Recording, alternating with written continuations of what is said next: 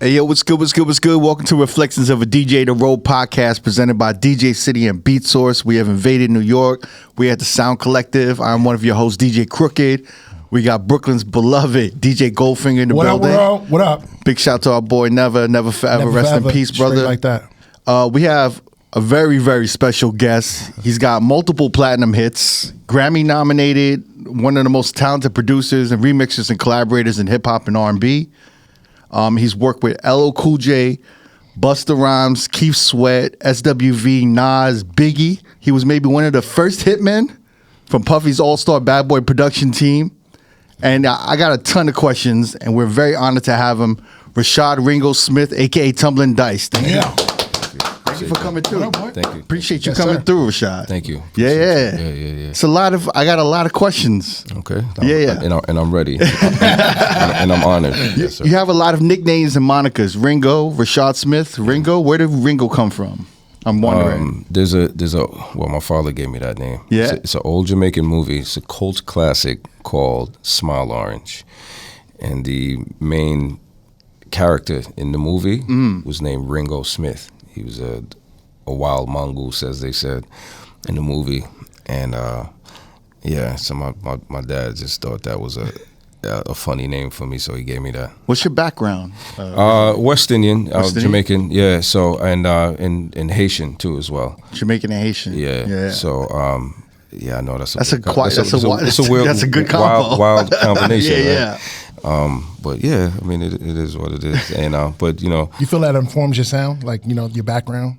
Oh, absolutely. Because it's a different type of swing to your beats, and I think when people find out exactly what beats you did, they're gonna be like, oh, maybe, Yeah, it's interesting because all my beats and all my just rhythms and just bass lines and everything, just how I think about them in my head is just always have to have some kind of like Caribbean kind of African kind of thing, swing to it, diaspora kind of vibe to it. So, yeah, you can tell. What I mean? Yeah, thank you. So, what was your entry into like music production?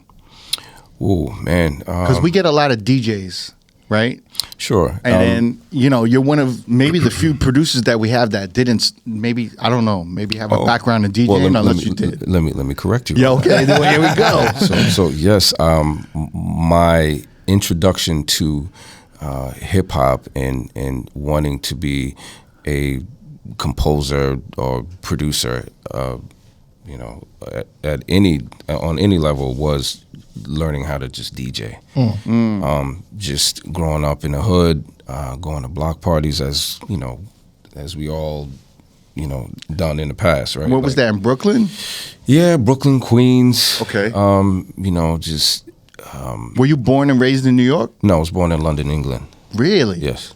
Wow. That's where I thought the Ringo thing came from. Yeah. No, I mean, I thought it maybe came I thought from. it was like the Beatles. I thought he was like I thought maybe he was the drummer. I thought he had like a drumming background. That's what I thought. No pun intended, right? Yeah. But no. But in NYC, where I caught that bug was like, the first DJs I seen ever, like really doing their thing on a disco level was the Disco Twins out of Queens.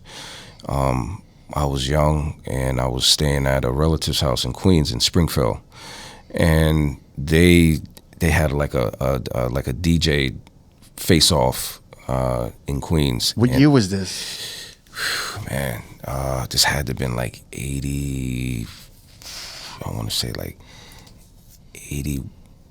I'm saying like maybe 82, 83. 82, 83. And by that time, they were legendary. They were like... Oh, yeah, they was well, you know what I mean? vast in the culture. Quite a rep. In the culture, yeah. And then how old were you when you came to the States? States, it had to have been like around 6, 7 years old. 6, 7. Yeah, all right, interesting. Yeah, so then you saw the Disco Twins battling? Yeah, when I, just bouncing around New York City, and then I seen them, and I was like, wow, like, I don't know what is going on, but I want to do that.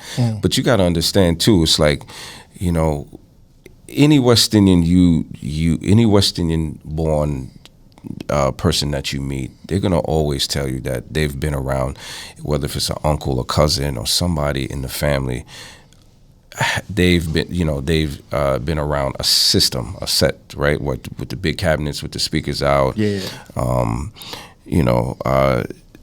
Dances, as we say in the hood, or just whatever, just a set outside, just doing their thing. And of course I seen that first, and I knew what that was, but it was like when you started hearing like the more the disco and just the different genres, and just the DJs just knowing how to control a crowd with some good music, that was infectious to me. Yeah. You know what I mean, so that's what I was like, I want to do that. So What was the major soundtrack when you were growing up, and how different was it? And do you remember how the soundtrack was when you were very young in London versus New York? Oh, well, England culture to me was just like, everybody was listening. I mean, depending on what kind of household you grew up in, right? Yeah. So, Well, your household, yeah. my household, which is funny, was country music. Like what kind of country? Oh yeah, Like no, like Johnny Cash shit? No. My father and my mother used to like a guy by the name of Dolby Gray. Dolby Gray was big too. Yeah, Dolby Gray was big in my house. And then my mother, oh my gosh, man, my mother. Here's the other funny thing: musical soundtracks. Like, right. She was into that, and Sound then music, shit like that. yeah. So yeah, my mother, yeah, it's crazy. So that's why I have a love and appreciation for soundtracks now, right? And musicals. Yeah. My mother was big into the performing arts, so she kind of got us into it. So when we came to New York, we would. Oh man, this is gonna be funny, and I'm gonna age myself here. But so I seen The Wiz when Stephanie Mills was up there. Yeah. I seen Mama I Wanna Sing. Yep. Wow. And then in Brooklyn on Fulton Street we had was it the Recreational Plaza? So you know who Walden Irving is?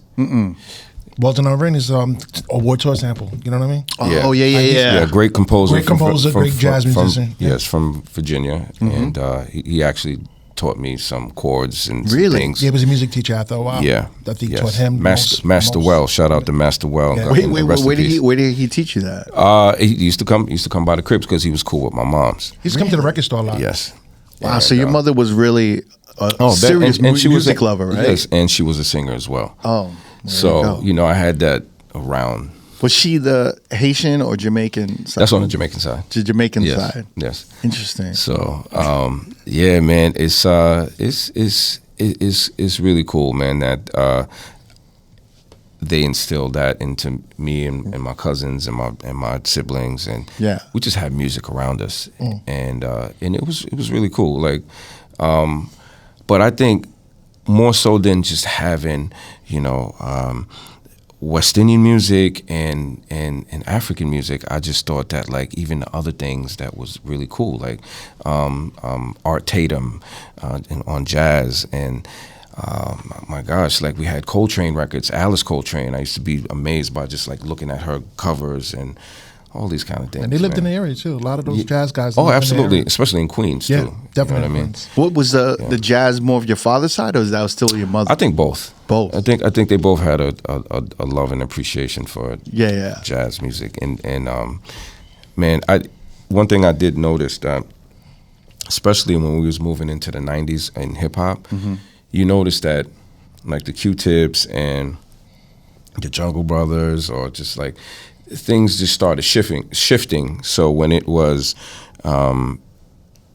cats really had gotten a drum machine, it was like, oh man, we have all these great chord progressions, and we can sample and explore and change the scope of how music is starting to feel. And I thought that was great. Like, especially in the '90s, it was like everybody was coming up with these crazy bass lines, these upright bass lines. They was sampling like, what was it, the Double X Posse? Yeah. Not going to be able not to gonna do it. be able to Not gonna do it, yeah.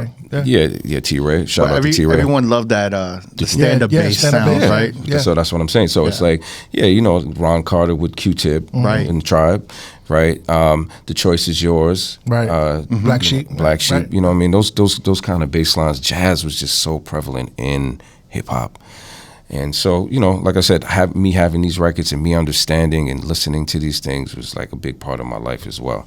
When at a young age, when you were absorbing the jazz, did you hear like the loops in your head? So how it worked for me, I can speak for myself. I would say that like I would have to listen to the songs a lot. Like I would have to really just play the album in its entirety to really understand, and just to kind of like snap capture that one little part. Yo, roadies and roadies for life. You already know that we rock heavy with DJ City. It's our go-to record pool to download the latest music, edits, and remixes for our DJ sets. So now, Road listeners can join DJ City for only $10. $10? Only $10. That's almost 70% off the first month. Make sure you scan the QR code or click the link in the description or go to djcity.com/offer/road to jump on this great deal. Yeah, and so It's the beauty of like sampling and producing. yeah.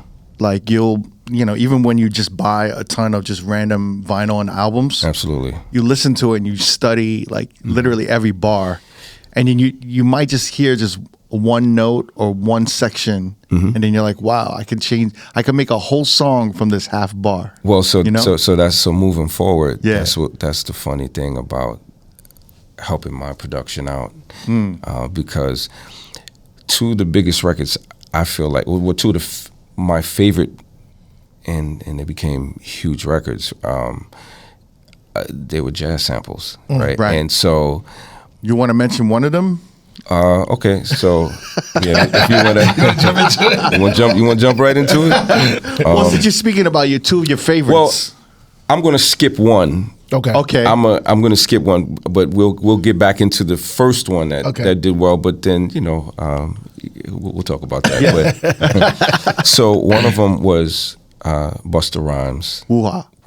Yes, Got You All in Check. Yeah. In check. Excuse me. that is an interesting record that you sampled because you used literally two sections of that record. Absolutely.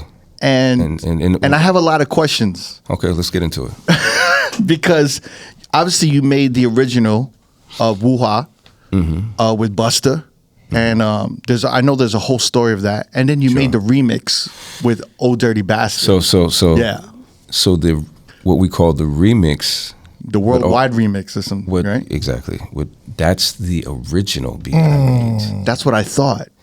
Because that's the beginning of the record. Absolutely. And I was always wondering why the remix had the beginning of the record, but the main version had literally one of those sections where you're like, oh, this is a nice progression of it's a little up and down of the chords, right? Now, my thing is, where the fuck are you getting these records from? And when did you start going for these records? Like, I know you said you've been exposed to stuff, but those are not really common records. Galt McDermott's like, he does movie soundtracks. So if you've ever seen the cover to Galt McDermott's Woman is Sweeter album, right? So you look at the woman, you're like, oh, okay, there's pretty white lady on there. Looks like a French woman, right? Yeah, on the cover. But if you look at her clothes closely, she's wearing Chanel, right? So if I'm not mistaken, it's a soundtrack, right? And she is, I guess it's about her and her fashion, whatever, gallivant, going to different stores and her story or whatever, right? But anyway, so when you look at that cover, you don't really think anything's on it because we, as producers and somebody that want to look for some samples, that one would probably turn you off because automatically without you even hearing it because you're like, okay, well, this ain't got nothing on it. This, right. Dollar bin record back in the 90s, whatever. You looking for somebody with the big afro on it and right. You looking for the obvious, right? You turn it around, it's like, oh, Rose. We got to talk more about that because you're like a legend at the Roosevelt, all the convention. So we're going to get into the science of that because that's where I originally actually came across him digging for records. So I've kind of met him. It might have been 88, 89. And, Something like that. you're talking about like the vinyl conventions, right? Yeah. Yes. Yeah. So he used to come to the record store a lot, but And you're talking about he used to come to Beach Street. he used to come to Beach Street, And yes. yeah. But he definitely went to the conventions. Like it was kind of like you're gonna see him, you're gonna see Finesse, you're gonna see those other guys. Everybody, You know what I mean? anybody that's in anybody now. Yeah. So there's a science to actually digging for these records, and because of your background, you had a little bit of a jazz background Sure. as far as what you wanted to hear. So, what's the science behind looking at the records and all that other stuff? Oh, so I mean, look, man. I think we all had a code of ethic at that time, right? It was like, all of us thought the same. Like when we went down there, whether it be me, shout out to Lord Finesse, shout out to Diamond D, shout out to 88 Keys, shout out to Q-Tip, Kid Capri, the list goes on, right?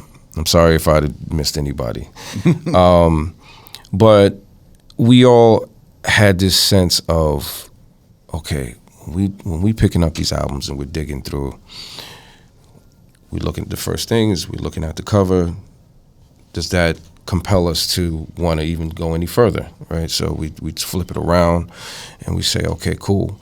The drummer is this person. Oh, okay, I'm familiar with this drummer because he was on, this other album that I love, and he played this break that I love, right? Okay, so cool. If the drummer's not that person, but then you're looking at the pictures on the back cover, and you're like, oh, okay, wow, just playing the Rhodes.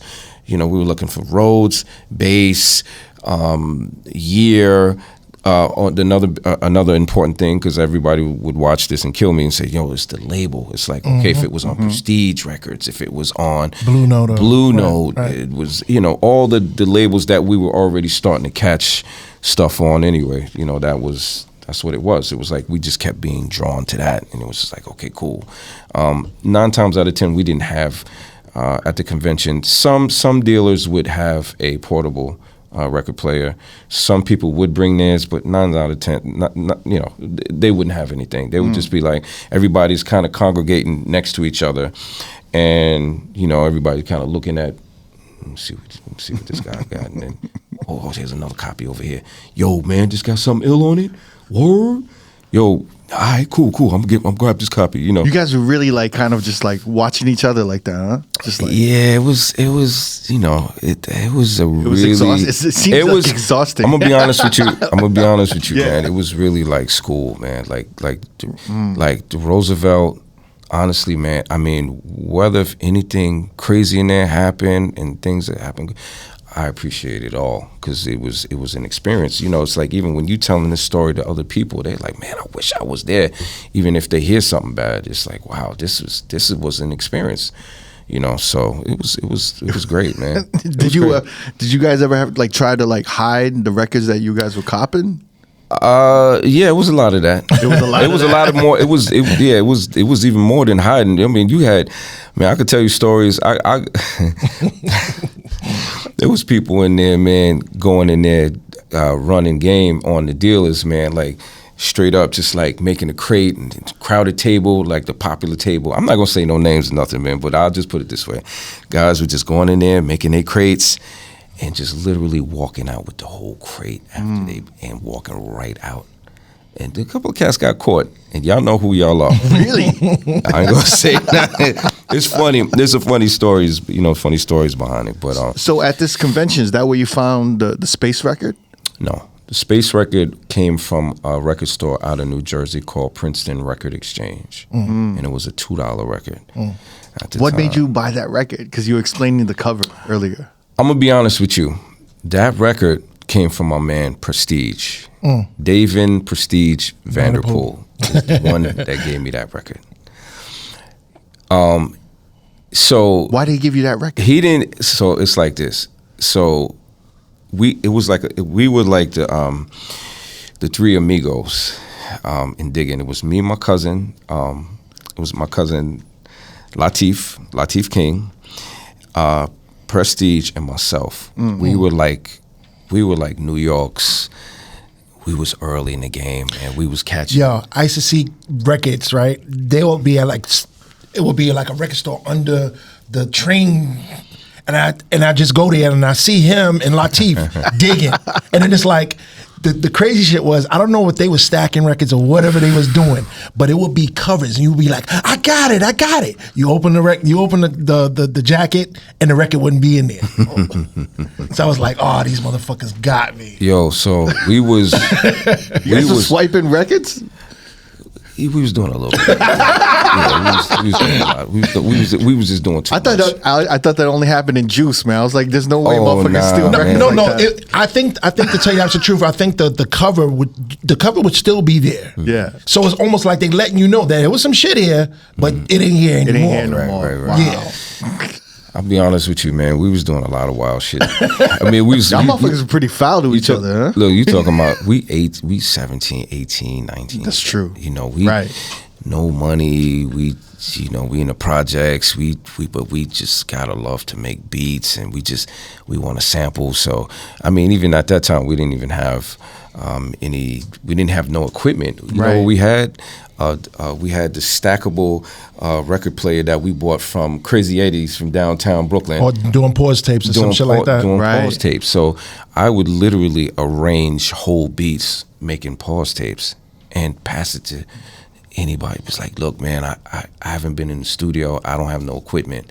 But I guarantee you this, you're going to hear this pause loop tape and you're going to get the idea, and then you're going to bring me in the studio and we're going to make a record. Wow. All right, so basically a pause tape is basically you record a couple of sounds on it, and then you rewind the tape and you record again, and it's like until you match up. But you got to master it because you got to stop the recording and start the recording at the right time. Yeah, it's a science to it. Yeah. That was our Flintstone DAW. Back then, you know what I mean. That was our way of cut and paste, and that was our Pro Tools. That was our cakewalk. That was our. You'd be surprised how many actual producers started from doing pause tapes. Yeah, it's funny because we were talking about how like sounds resonate from different regions of the country, and stay relevant to this day.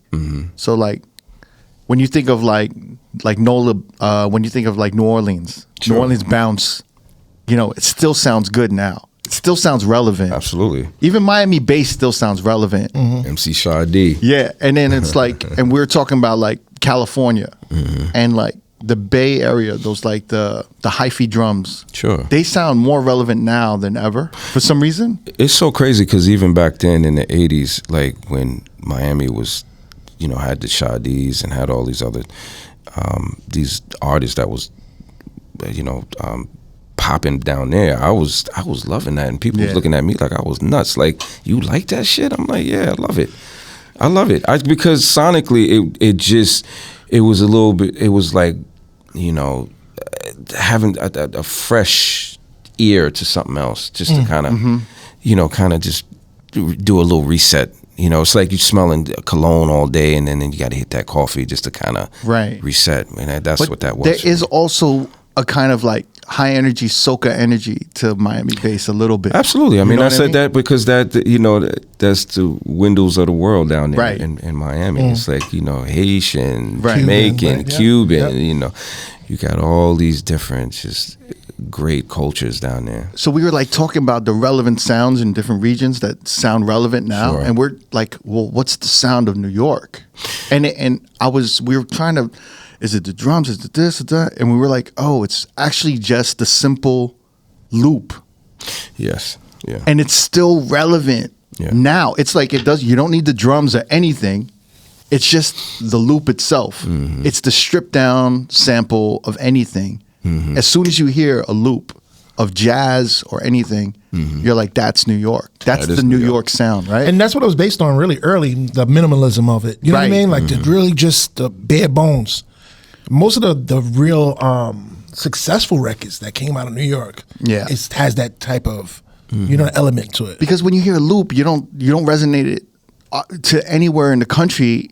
You just say like, oh, 2-bar loop, 4-bar loop, 1-bar loop. That's New York. It's like, like that's the essence of what New York to me sounds like. When you really think about, okay, so let me say this. So the first real big monster producers to me that really influenced me to really want to do this was a guy by the name of Larry Smith. That is the producer for Run DMC, Curtis Blow, Houdini, Starsky Love Bug. Oh my gosh, I mean the list goes on. Orange Crush, all that stuff. Yes. He did all that early shit. Yeah, and I actually have a documentary that I'm working on, a docu-series, excuse me. It started originally as a documentary for Larry Smith, but it's a docu-series now. And just to really tell his story of his life. I mean, He's from Queens, right? He's from Queens, yes, and he's a musician, he's a bass player, and he was a phenomenal producer. Shout out to Larry Smith and Larry Smith Jr., the family. But I met him, which was weird because I worked on a song for Nas alongside Trackmasters called If I Ruled the World. If I Ruled with the Lauryn World. Hill. Yes.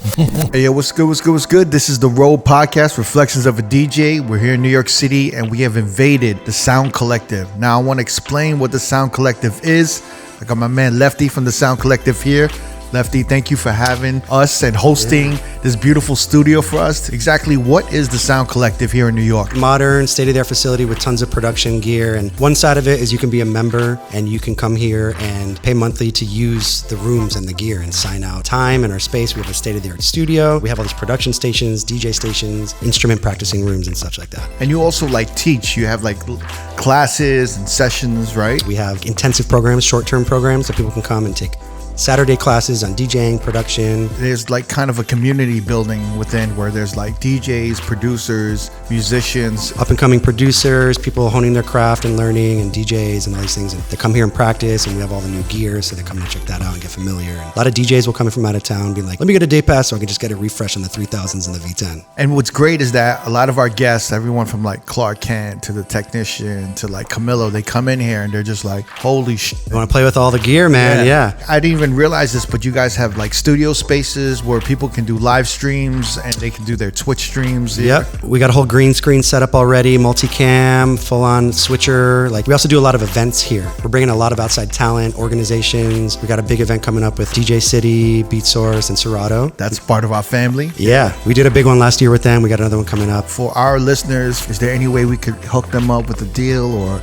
if they put in a R.O.A.D podcast code? Yeah, tell me about it. What else do you have in vision for this deal? It sounds like we're well on our way. Why don't you tell them? You're working with us where they can type in a code for R.O.A.D. Yep. And they'll get a month free, right? Yeah, on our online platform. We have a whole online platform with masterclass style education. Nice. Different categories and everything, instruments, drums. And then we have these things that we're launching right now called Pro Paths. So you can choose, if you're a producer, you can take the Ableton Pro Path, the Logic Pro Path, Serato Studio. Goes through a wide variety of knowledge besides just stuff in that skill set and discipline. So our R.O.A.D listeners, if you're in New York, you can check out their facility. You can do a day pass, a week pass, a monthly pass. You can check out their site. You have access to all the education online. Soundcollective.com. We also have a YouTube channel that has some of our content from the educational courses, and all of our events are live streamed and put up there. I hope we can come back here and use your facilities again. Looking forward to it. Shout to Lefty and the Sound Collective. Thank you so much. Through the publishing company, he requested to want to meet me, and I was wow, I studied this man, him and Russell and all the guys that was in his team. So I got his number, man, and I went out there to go meet him, and we became best friends. And yeah, man, and he became the older brother, father to me, Wow. And we just talked every day, laughed, talked about music, talked about his process. And I said, man, listen, somebody needs to, because I've never seen an interview with you talking, and just imagine if they had podcasts back then, Larry Smith being interviewed, right? You guys would have been blown away, right? And he's so ahead of the game as far as his sounds and his music. Stuff that still holds up. Let me tell you something. Larry Smith yes, he was ahead of his time, but Larry Smith is Stevie Wonder in hip hop. I used to say Thomas Dolby also. Just a real innovator. He was using big ass synthesizers back then that we couldn't even imagine. You're talking about synthesizers back then that was worth $200,000. A Synclav and all these other amazing keyboards, right? Yeah. And he was bringing that type of level of production Yeah. to the game back then. It's like, you know, my favorite keyboard in the world is a Yamaha CS80. Okay, that is Vangelis. That is, what's the movie? Blade Chariots Runner. of Fire. Chariots of Fire. Yeah, Blade Runner, Mm-hmm. right? The intro to Blade Runner is a CS80. Just imagine and just listening to that. If for all the smokers that's listening and watching, just imagine you are high and you just close your eyes and you're listening to the beginning of Blade Runner. It will blow your fucking mind to pieces, right? So now when you listen to One Love by Houdini, and all the syncopation Right. and all the modulation inside the beginning of that song is amazing. Yeah. Think about that level of production. This is Larry Smith. And this is 85, 86. This is Larry Smith. So when you think, when I say Stevie Wonder, right? When I say Thomas Dolby, when I say these monsters in the game, right?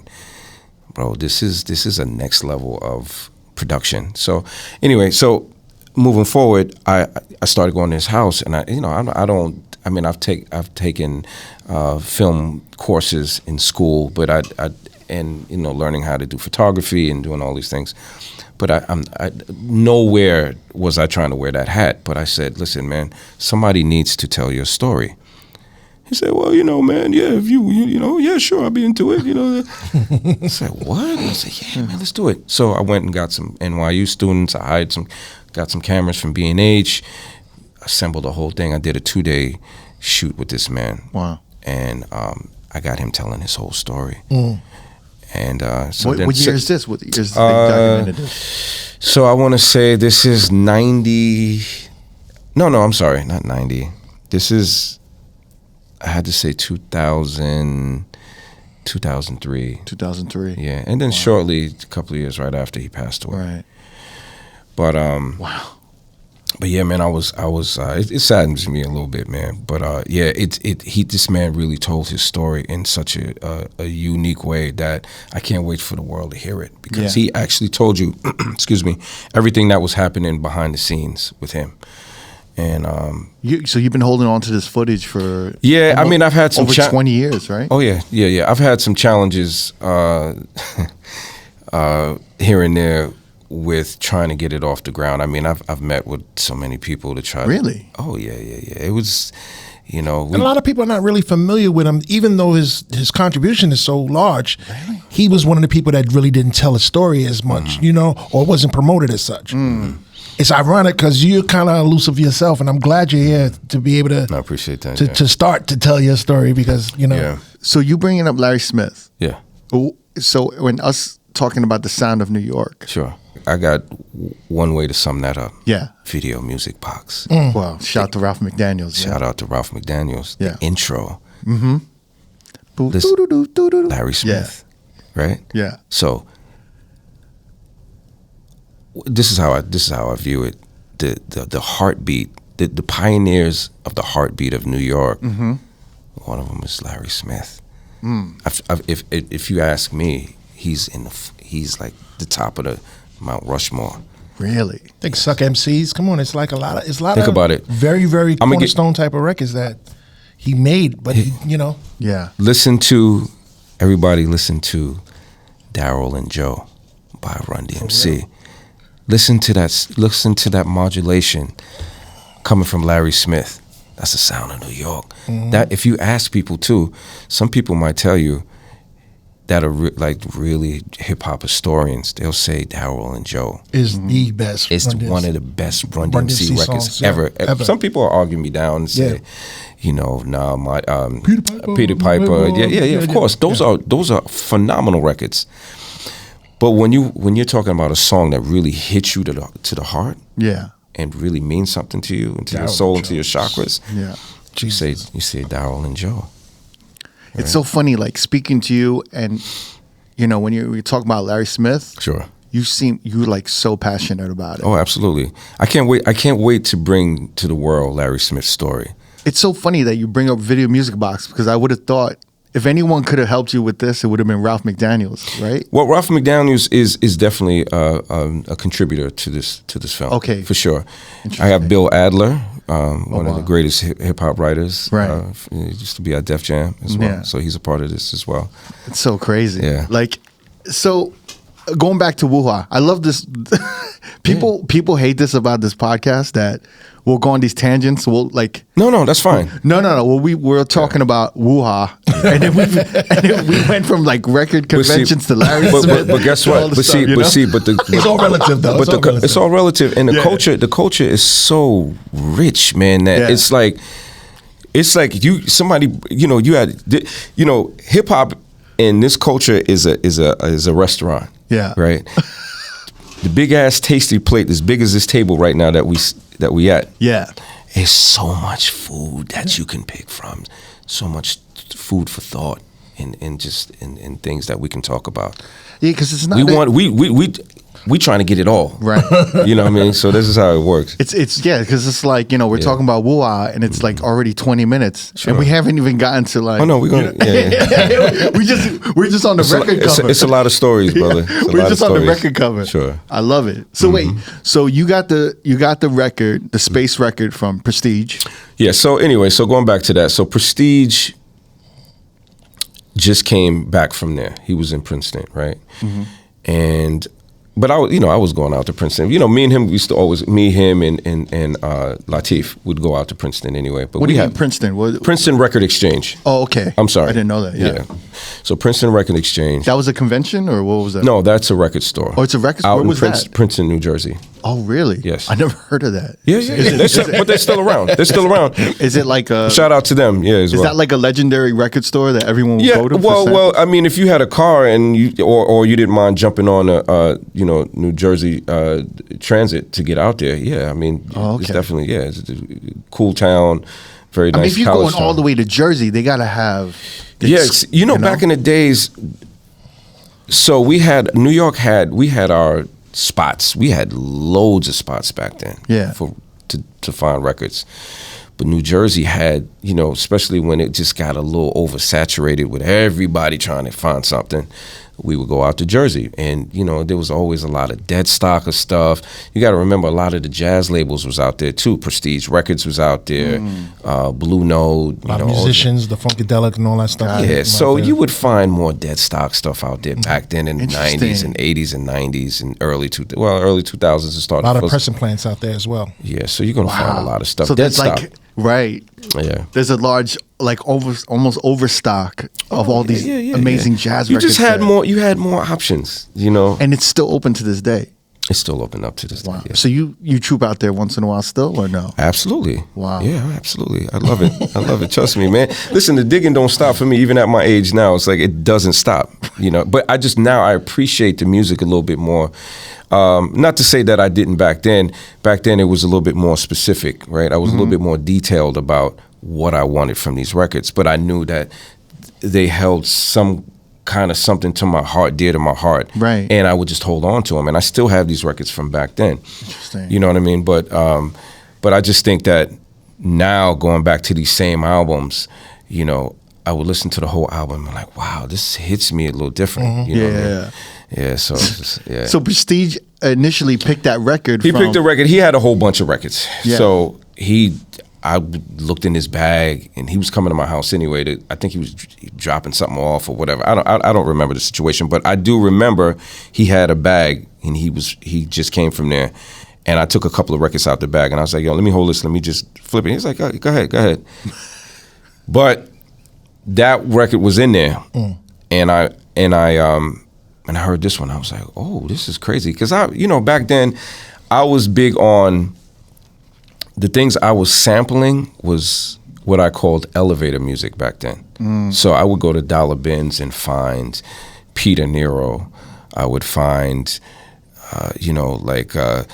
weird Moog albums or like weird synth albums or stuff that was just stringy and just sound like you would hear them in the elevator back in the 60s. Right. But then I would just put hard beats to them. And I know later, Jay Dilla would do, like 90s, you would see him later, late 90s, he would just start flipping joints like that, and I was like, oh, that's dope, because that was a vibe. You know what I'm saying? I already know that the J Dilla purist is going to say, oh, how could you say? I get all of that, but there are other people out there that was on that wavelength also. You know what I'm saying? But that was really on that. Like, I was really just finding, like, Burt Bacharach records, and I was like, yo, let me put the substitution drums. I'm just throwing some examples out there, right? But that's what felt good to me, because it was just changing the vibe of just whatever. I'm just the only options we only had was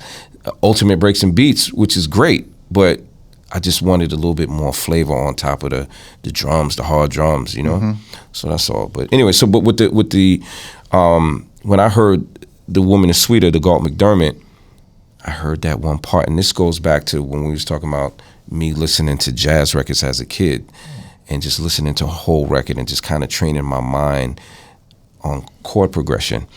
That stuck out to me, just listening to that part on Space, where at the beginning, I just thought the chord progression was it was different. Very quirky. Yeah. Quirky shit, and that's who I am.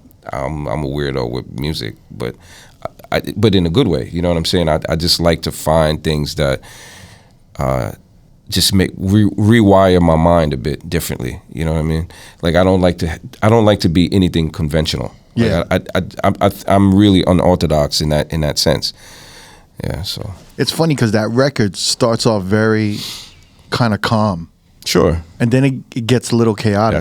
That's the magic of that song. Yeah, right? Space by Galt McDermott. Yeah. Yes, on The Woman is Sweeter soundtrack. So it's kind of obvious when you hear the beginning of the record. It's almost like built to be sampled in the beginning.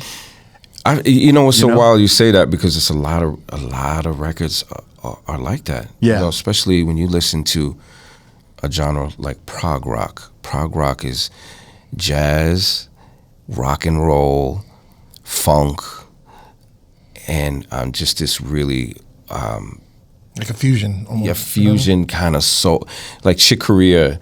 Like when you listen to what is the song by Eric B. and Rakim on the first album? Boom, boom, Move the Crowd. Boom, boom, boom, Move the Crowd, right?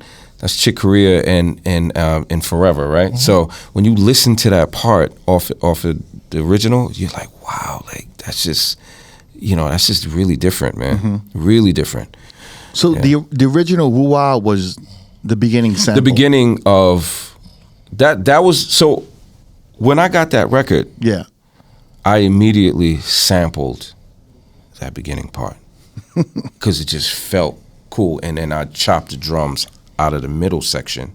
Like, I panned it because the drums was louder on the other side, so I chopped the drums up out of that record, and then I took the beginning part of that song. And what equipment were you using when you used it? That time I had an SP1200. I didn't realize the drums of Woo-Wah was from the actual record as well. Yeah. And then Dilla sampled it later and did his thing. But I'm definitely the first one to kill that record and the drums off of there. So on Wikipedia it says that you and Busta found the sample together. That's false. You can't trust Wikipedia on everything. So you had this record. Did you also sample the middle of it as well? Yeah, so, later, after a while, I kept listening to the record, and something else to that song just kept, just kept hitting me like, I like this other part too, so let me flip this too. So then when I showed Busta that part, then he was like, yo, that's the one. And I gave him the beat. And he didn't know what to do with it at first. He just loved it. He loved that so much, but he didn't have nothing for it. You see the stories of him telling, about that song, right? Like he rode around with that record for so long, but for like 7 months or something, right? Yeah, something like that, or maybe shorter, whatever. Or, that's a guesstimate time of but yeah. So you had that record on ice. You were just holding it for him. Yeah. And then all of a sudden he came to you and he's like, I got it. Yeah, he rode around, and then as the legend goes, he he was listening to, I think it was Red Alert, and Red Alert was playing Sugar Hill Gang. Eighth Wonder. He heard it, and it hit him right then and there. And he called all of us and said, "Yo, let's get out to Long Island Music Palace. Shout out to Mike Bona, and let's go. Let's start." Wow. So were you present when he recorded? I was right there. Wow. Were you always usually present for all the recordings? Everything. See, it's not like how it is now. Right. Nowadays, it's like you send a beat, and everybody sits with their laptop or go to a studio and do their thing, and the producer has nothing to do with it. Like, I was always hands-on with any of my work. So Busta not only was inspired by the Sugar Hill Gang, Eighth Wonder, but then it's also like there's a rumor that he was using like a verse for Woo Wah from a freestyle with or a battle with Old Dirty Bastard.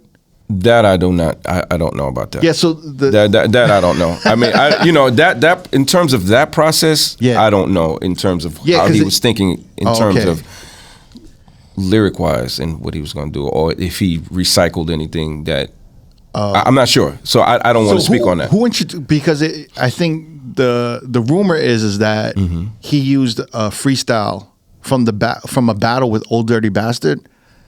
And that was why he decided to put Old Dirty Bastard on the remix? I'm not sure about that. Oh, wow. That wasn't discussed with me. Okay. I just know that he came to me later after the first one came out and said, "Yo, I want to use the original one. And now we're gonna do." Okay. What's good, everyone? This is P. Dot from Reflections of a DJ, the R.O.A.D podcast. Whether you're just discovering the podcast or a day one listener, if you've been loving the content and want more, here's your chance to support the pod, get closer to the action, and unlock exclusive content by joining our Patreon. For just $5 a month, you can join our Tier 1 R.O.A.D subscription. This is for our loyal listeners who want early access to new episodes 3 to 4 weeks ahead, your name in the credits of every video episode, and access to our exclusive R.O.A.D edits pack. For the hardcore supporters, we've got our Tier 2 R.O.A.D for Life subscription for just $10 a month. This is the all-in package. You'll get everything from Tier 1, plus a monthly bonus episode, early access to our exclusive R.O.A.D 10 and R.O.A.D Talk interviews, behind-the-scenes content, our In the Crate series, along with unreleased projects. This is your chance to support the podcast and get more of the content that you love. Join the family today at patreon.com/R.O.A.D podcast. Check the link in our descriptions. We appreciate you, and let's keep this journey going. We're gonna do what. So when he picked the second sample from the Space record, did you tell him, well, this is the first part of the record, this is the other sample? No, because we already knew it was. You already knew. Yeah, because it was in order on how I gave it to him. The first one was right the beginning sample, right, and so that's what we were going to use, and then I came to him with the second joint, the second joint. Oh, wow, he was like, I like this one better. Yeah, well, yeah, and Or it just works better. It's a little more mischievous and quirky. Yeah, sounding. but the ODB one got that grit to it. It's slow, funky, hard, like, you know what I mean. But it just So you were present when they recorded that remix? No, I was not in the studio for that one. I wish. He just went in and did it, but I went and laid it down. Interesting. Right? Yeah. So you're very cinematic. You love soundtracks. It sounds like you love photography and movie. Did you just love the video with Hype Williams when you saw it? When I seen it, I was blown. I caught chills, man. I was like, wow, listen to my work, man. This is great. And seeing it visually, like is that not how is it like not how you imagined it would look for a music video? I just didn't know, because Busta's so crazy. It's like you don't know what to expect from him. I mean, look at the video for "Put Your Hands Where Your Eyes Could See." It's like my man did scenes from coming to America. So it's like you just at that time you just didn't know what to expect. And that was his first breakout. That was his first song, right? His debut song for his solo career. So right. It was a big moment. Did you know? Like, when did you hear that was going to be his first single for Busta? Did anyone tell you, or did it just come out? No. We kind of. So here's another fun fact, right? So when we first did that record, it's weird because we was shopping that record around, right? Even though he was signed to, he was a lecturer, right? It was a lecturer. Shout out to Merlin Bob and Sylvia Rome. Excuse me. I didn't mean to disrespect. Excuse me. We took a meeting with Spike Lee. Really? with that record.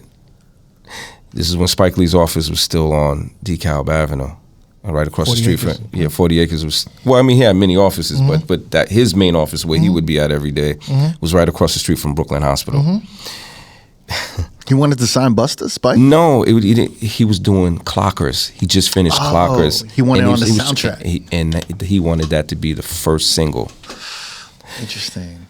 So we were trying to figure out. Are we gonna let that go for that, or we're just gonna let it fly with the label? And I think Busta made a good choice, because sometimes, putting records out with soundtracks, they don't, anything could go wrong. Like, they don't push it properly, they don't promote it. Right. It might not reflect well for the song. Like, it might not even match. The movie might not be all that good. Yeah. So Spike really wanted that song, right? I never forget. We sat with him. We played it for him. Spike jumping all around, jumping on top of his chair, going crazy. He's like, "Yo, this is it. I want this." So me and Busta walked out of there and was like, "I don't know, G. Like, it could be a good situation, but." Nah, and then I think if I'm not mistaken, the label was kind of like, Elektra was kind of like, nah. Really? Yeah, but I think it was a better look. I think it was a better look for him to just do what he eventually did. Spike was on him early because he had directed Scenario. Right. So him and Busta were connected. Yeah. With that, you know what I mean? So and that was like Busta's like. And then Spike started doing all of the That's so funny. I didn't. Ray and all that other good stuff like that. Yeah, that was Busta's groundbreaking verse. Yeah. Right, So he probably had a special connection with them because Scenario was such a big record. Right. Wow, that's fucking insane. Yeah. But I guess you're right. As far as an introduction, that would have been a little. Yeah, it wouldn't have been as clear. Yeah, your first approach, man, you got to be especially back then, you had to be very careful, man, on how your approach to the game and your introduction to the game was, man. It's really, it's pivotal, man, But like, as far as like the monetization or the money involved, it's better with the soundtrack, or is it not? Yeah, I think soundtracks, because you're almost turning down an instant cash grab. Yeah. By not having it on a soundtrack, right? Of course, they're waiving the check, they lower you in, and then you're in there. But that doesn't necessarily mean that that's going to be a great situation for you. We've seen a lot of people kind of destroy themselves by just doing a fast deal, and doing work for them. Wow. Yeah. So it's just like. Yeah. So why is this your favorite? Like one of your favorite productions? Is it because of the sample itself? Yeah, and just how it feels, and I thought that sample, because honestly, that's just me being in my quirky mind making this beat, right? Like it's like who knew that beat was gonna do anything, but it was just something dear to my heart that I loved, like it just felt and sound different. Like Q-Tip loved it. Q-Tip had a copy of the cassette. He would play it all the time. Large Pro had a copy of it, and so. And it's short too. It's like, it reminds me of like the Heath Brothers sample for One Love. Yes. Yeah. Where it has this like hypnotic, it's kind of very light and it floats, but you can kind of almost like, you can almost sample it from any section, really, if you really try to. Yeah. Like you couldn't mess that up even if you tried. Right. Yeah. But back then I didn't know that that's what I was doing. It was just more from, hey man, this feels different for me, and I like this. You know what I mean? That's like 95. At that point, he got a name. Like, Dice is out there. You know what I mean? He's doing the first single for one of the biggest stars in hip hop. But there's a beginning. So let's talk about the beginning. Yeah. So on Wikipedia, right? On whatever's documented, there's not a lot documented on you, which is, I guess, a good thing or a bad thing, but your first credit is a Billy Lawrence. That's my first credit? That's your first credit on Wikipedia. Nah, that's definitely wrong. Yeah. That's definitely which is 94, and that's with East West Records, right? Whoever's putting that stuff up there, you need to choke them out, man. That's crazy, man. But there's an intro explaining that at age 19 you were providing beats for Main Source, Eric B. and Rakim, and Tribe Called Quest. Yeah. And Goldie brought it to my attention earlier that you're on the cover of Midnight Marauders. Yes. A Tribe Called Quest. Right. You know. Amazing album. Some might say it's the thriller. Yeah. or the off the wall Tribe Called Quest albums. It is definitely. So is this the beginning, and does this tie into any of your family or your West Indian roots in Toronto with K-Cut? With Main Source? So no. Let me correct some of that stuff. Okay, so that's not and that's not the beginning for me. Like there's so many. Put it this way, you know how like a lot of people have been in it, been in the game or been out there, and and a lot of people haven't had a chance to tell their story, right? And so you consider them a Forrest Gump, right? So definitely, I'm definitely like I fall into that category of being a Forrest Gump also, a person, right? But nah, man, I've been doing this for a long time, like. Even from the days of me sneaking in the Latin quarters at a young age, right? But I would say my early beginnings, like, okay, so let's start with Eric B. and Rakim. Okay. Should I talk about how I met Rakim? Yeah, go ahead. Okay. So you remember? I don't know if you remember back in the days. Def Jam used to always have those Christmas parties, right? Yes, at the Puck Building. They used to have it at the Puck Building. They used to have it at Sweetwater's. They used to have it at the joint down near the water. Wait, explain this. What is this? Def Christmas parties. Def Jam Christmas parties was the biggest thing. It was like you was gonna find every star in the world. Would go to the Christmas parties. When did they start these? It just always started. I don't remember what year they started. It had to have been like late 80s because I know it was before I started being able to go to them. Wow. And I didn't start until like 91. Right. Because that was a big deal. Like supermodels, sports stars. This was like the gala of the street, hip hop shit, right? So but anyway, so if you got in there, it was like if you was trying to shoot your shot to get production on or meet somebody or do a photo op situation, that was it. You know what I mean? So anyway, I got into one of the parties, and this year, what year was this? This had to have been 91. And remember I was telling you I didn't have no equipment at one point, and all I was just doing was use pause tapes. Pause tapes. I had a pause tape on me. Wow. A couple of joints just all arranged. Get into this Christmas party, Rakim is in there. So I'm like, wow, like this is the God. The God MC, yeah. Rakim. It's like, wow, man. So I'm scared, I'm nervous, I'm shaking. I got the tape on my pocket. I might have been a little musty and not really on point. Right. But I'm like, okay, cool. Let me approach the brother and see if he would just give me a shot, to listen to some music, Walk up to him. Peace. I'm Rashad Smith. I'm an inspiring producer. I'm trying to make some music. Here's my tape. My number's on there. Can you, give a listen? It's like, yeah, babe, Paul, I got you, man. You know what I mean? Sounds like Rakim. Yeah, don't worry about it, man. Word. Where you live at, man?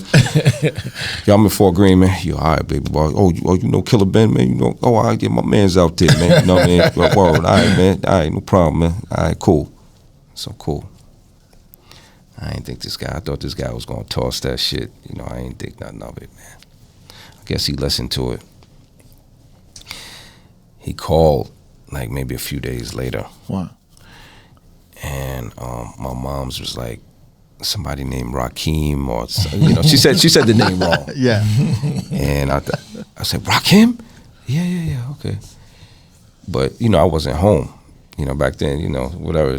We didn't have call ID, but it was a message. Yeah, it was a message, right? So I stayed home the next few days hoping he'll call back. Oh, she didn't get a number or nothing, huh? Nah. So he did call back.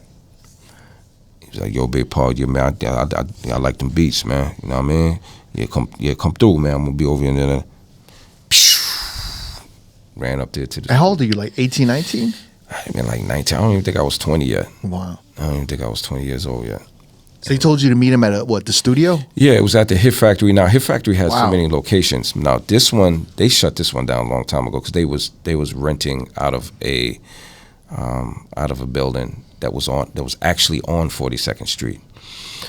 And so that part of 42nd Street is where we used to call the Deuce. That was the real Deuce. That block where that Hit Factory was, that was the Deuce. So yeah, I ran up there and we just started chopping it up and we just started really, I didn't have no equipment, but I just had records. He had the SP1200. He had all these things, right? And I would just come up there learning, making beats, and I was actually pretty okay, on it, and knew how to sequence and do everything.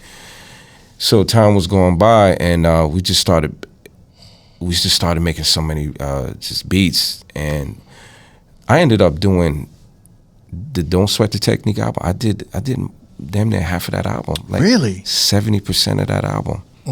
Yeah.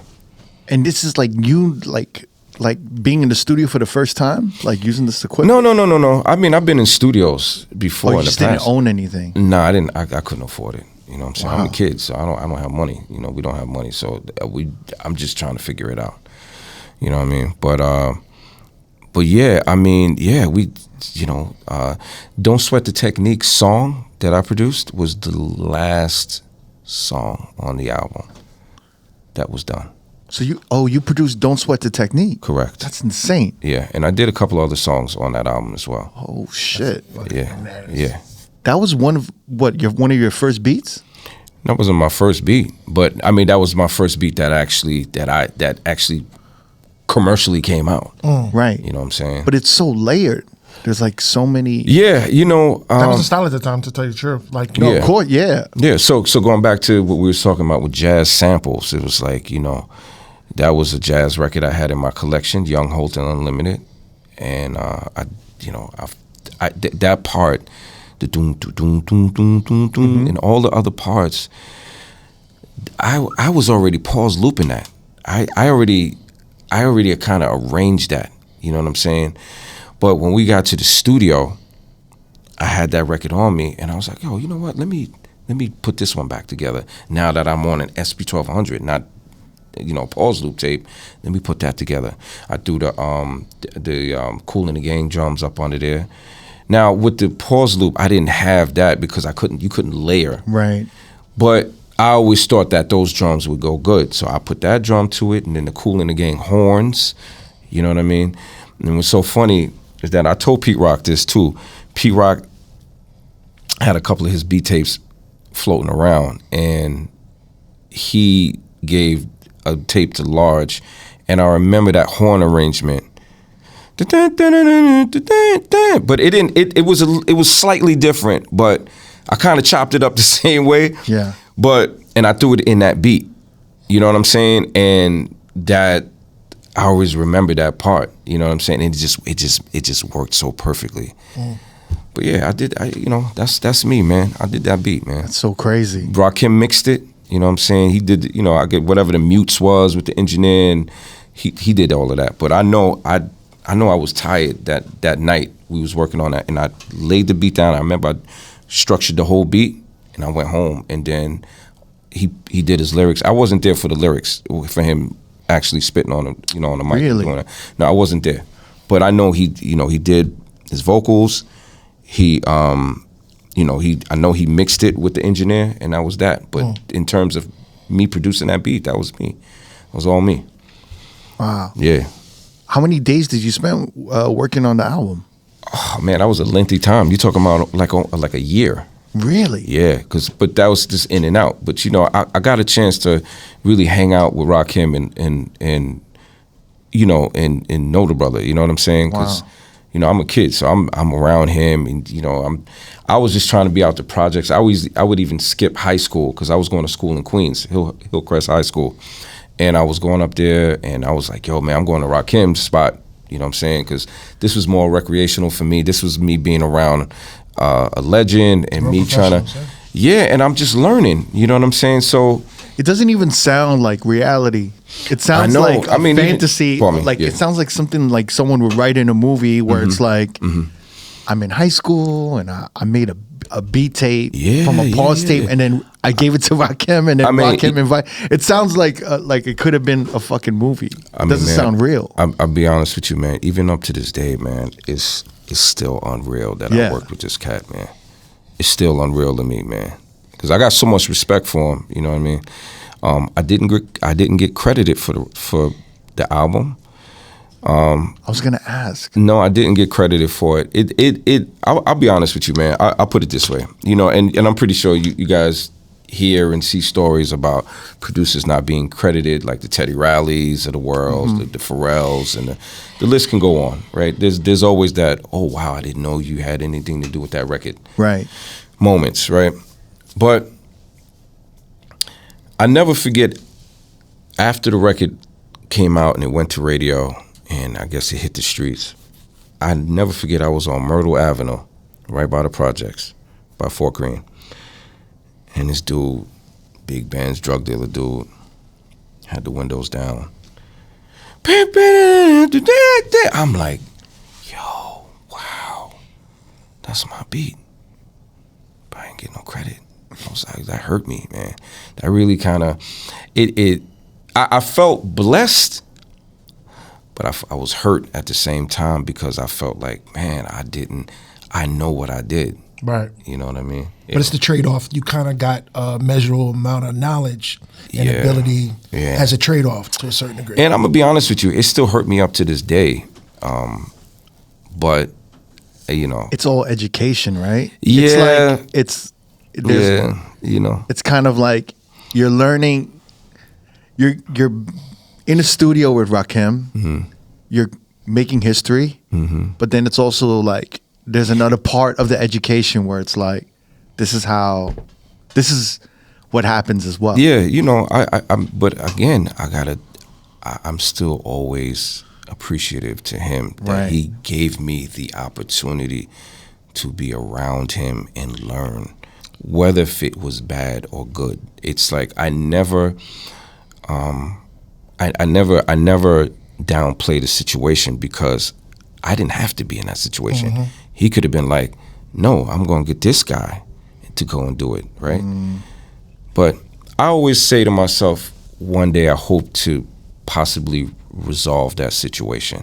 I would like to, for my legacy, to preserve my legacy. And I feel like it's my, you know how like people say that's my birthright? Yeah. That's my right, you know. And to you know, like I recently I heard in an interview with Teddy Riley talking about how, you know, he didn't get credit for, well, not he didn't get credit, like some things weren't resolved with Keith Sweat, or he talks about the show with Dougie Fresh, and, you know, all these little things, you know. But I feel like any producer that did some work out there, that actually did the work, should be credited for their work.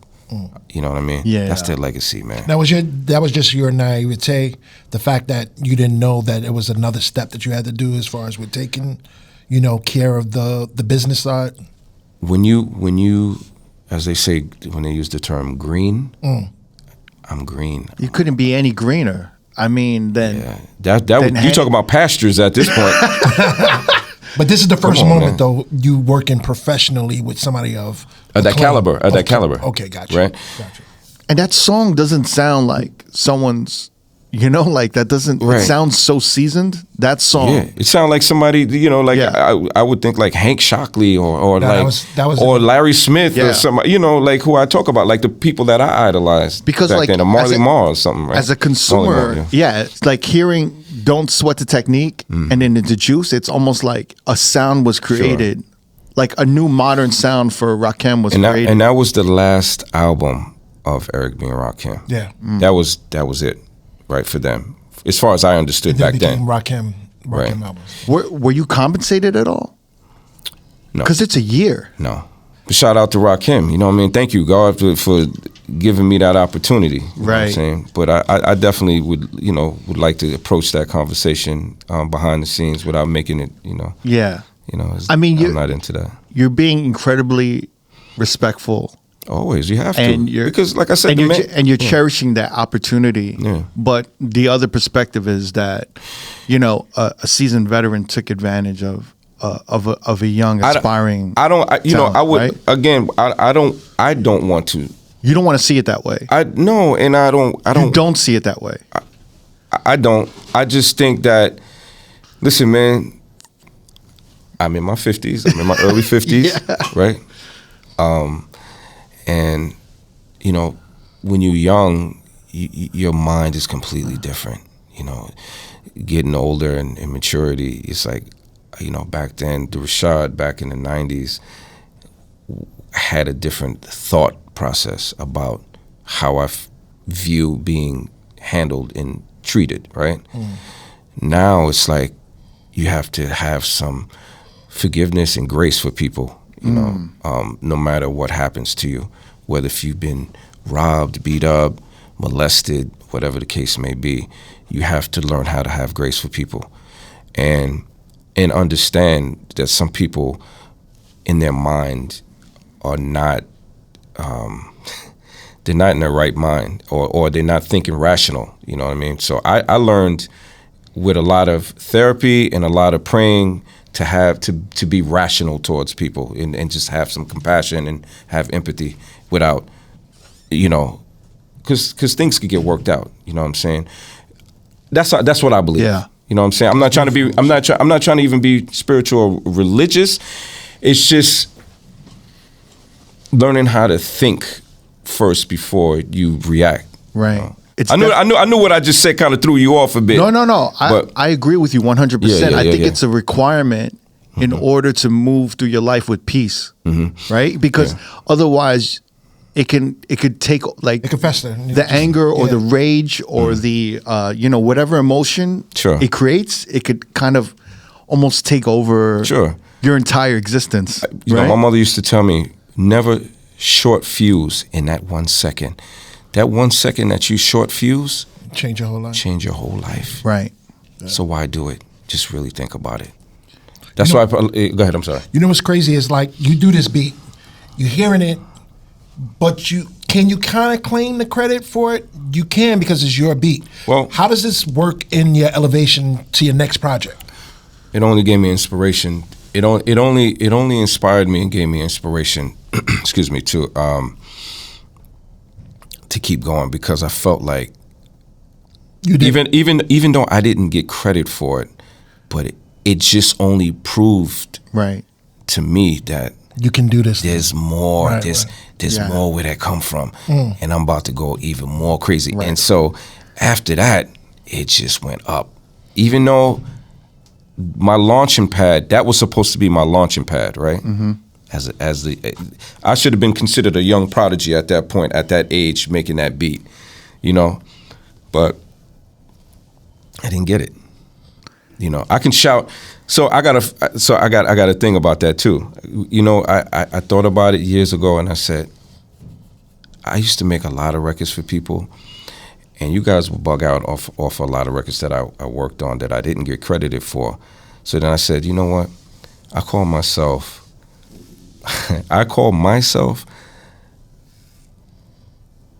the muted drum. And I call myself the muted drum because I said, you know what? I can shout, I did that beat. Yo, that's mine. I can be saying it out my mouth, but you don't hear me. I'm you know, I read an article about myself one time some years ago, and it said, Rashad Smith is the most known unknown producer. I laughed when I seen that. I said, okay, I accept that. I accept it. Because as much as I wanted to be praised for my work, sometimes that's not in the cards for you. It might not be in the cards for you. But the satisfaction that I got from it was, you know what? I appreciate just looking at the people from standing back, seeing, you know, they loving my work. That was my high. That was my weed. That was my drink. That was my, You know what I mean? I mean, it's the ultimate validation. Yeah. Right. But To know- without getting the validation. without That sounds crazy, right? Yeah. That sounds crazy. Yeah. Well, that But I ends lived today. it. But it's like you kind of, excuse me. It's like you kind of training yourself with that by default. And the reason why I'm saying that is because, yeah, I didn't for those records that missed out. I missed out on for the credit. It's fucked up because it's like you're good enough to make a hit song for the radio and for one of the greatest MCs of all time. But I wasn't thinking radio. But you're not good enough to get credited for it yeah. or paid for it. I'll be honest with you. I don't think that's Rakim's fault. I don't blame Rakim. I don't blame Rakim. You blame the game? Hey man, you charge it to the game. And I blame asked the record industry itself. Yeah, I asked Rakim about that at that time, and I think it was something about the credits was turned in already or whatever the case may be. Right. So what can I do, man? I can't do nothing about it. I know that's my work, but what can I do about it? I can't, it's so. But like I said, it only helped put fire onto me to say, look, man, you got to keep keep but pushing. it's something that really haunts you, right? Because it's like, It does. I remember but I don't let it. I don't internalize it to the point where it takes me out to the point where I can't function. Once you start internalizing these kind of things, that's a cancer, brother. Yeah. That's a disease. I don't need to carry that. Yeah, that's why you have to move the way you move. Yeah. In order to continue with peace of mind. That, yeah. I just Wow. I need my legacy preserved though. Yeah. And whatever I worked on, whatever's mine, I need that. I need that. That's for my children. When I leave this place, man, my kids need to be able to say, "Nah, my father did that." I have children, man. I need my children to know what I worked on. A lot of people, when you go back if you're an archivist, if you're someone that goes and go down to the Library of Congress, there's so many amazing songs that you would find in the Library of Congress, right? That you'd be like, oh, I didn't even know this person was associated with it, right? But it has to be preserved. It has to be known to the world that this person had something to do with that record. Look, Pharrell doesn't have any problem letting people know he worked on Rum Shaker. He has no problem with that because that's his legacy, right? Right. Look how he's a phenomenal producer, right?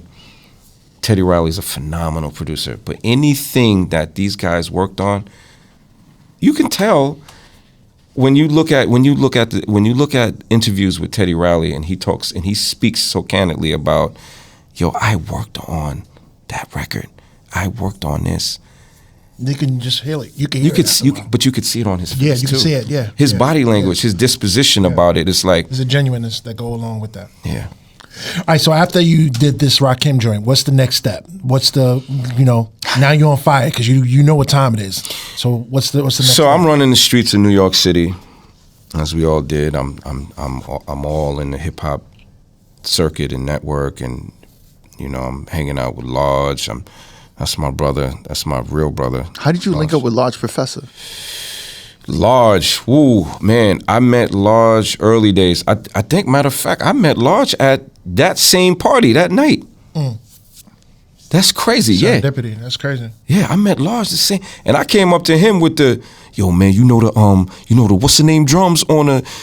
I think, hold on, I think I came to him about, man, you know about the Mickey Mouse drums or something stupid, and then I was like, man, you know about the Les McCann joint? He's like, yeah, I got that joint. He's like, yeah.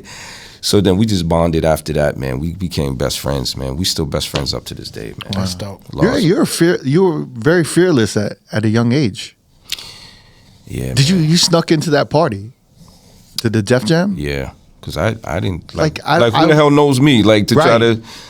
I mean, to sneak into a party and then to go up to Rakim and Large Professor and all these people. I mean, I wouldn't have had the gall to do that at all. There's a talent to that too. There's a gift to that, right? Being hungry. It's just that simple. When you hungry, right? and you thrive for it, sometimes you do the craziest shit. You do things that your nerve in your hands just wouldn't. You trying to keep your hands just on the table from going like this, but sometimes you just gotta go. You just gotta just make it happen. Wow. Without thinking, just go. But I mean, to leave a lasting impression to the point where you become friends with Large Professor and like Rakim. But you know what it is, man. I think I have a thing about me where it's like I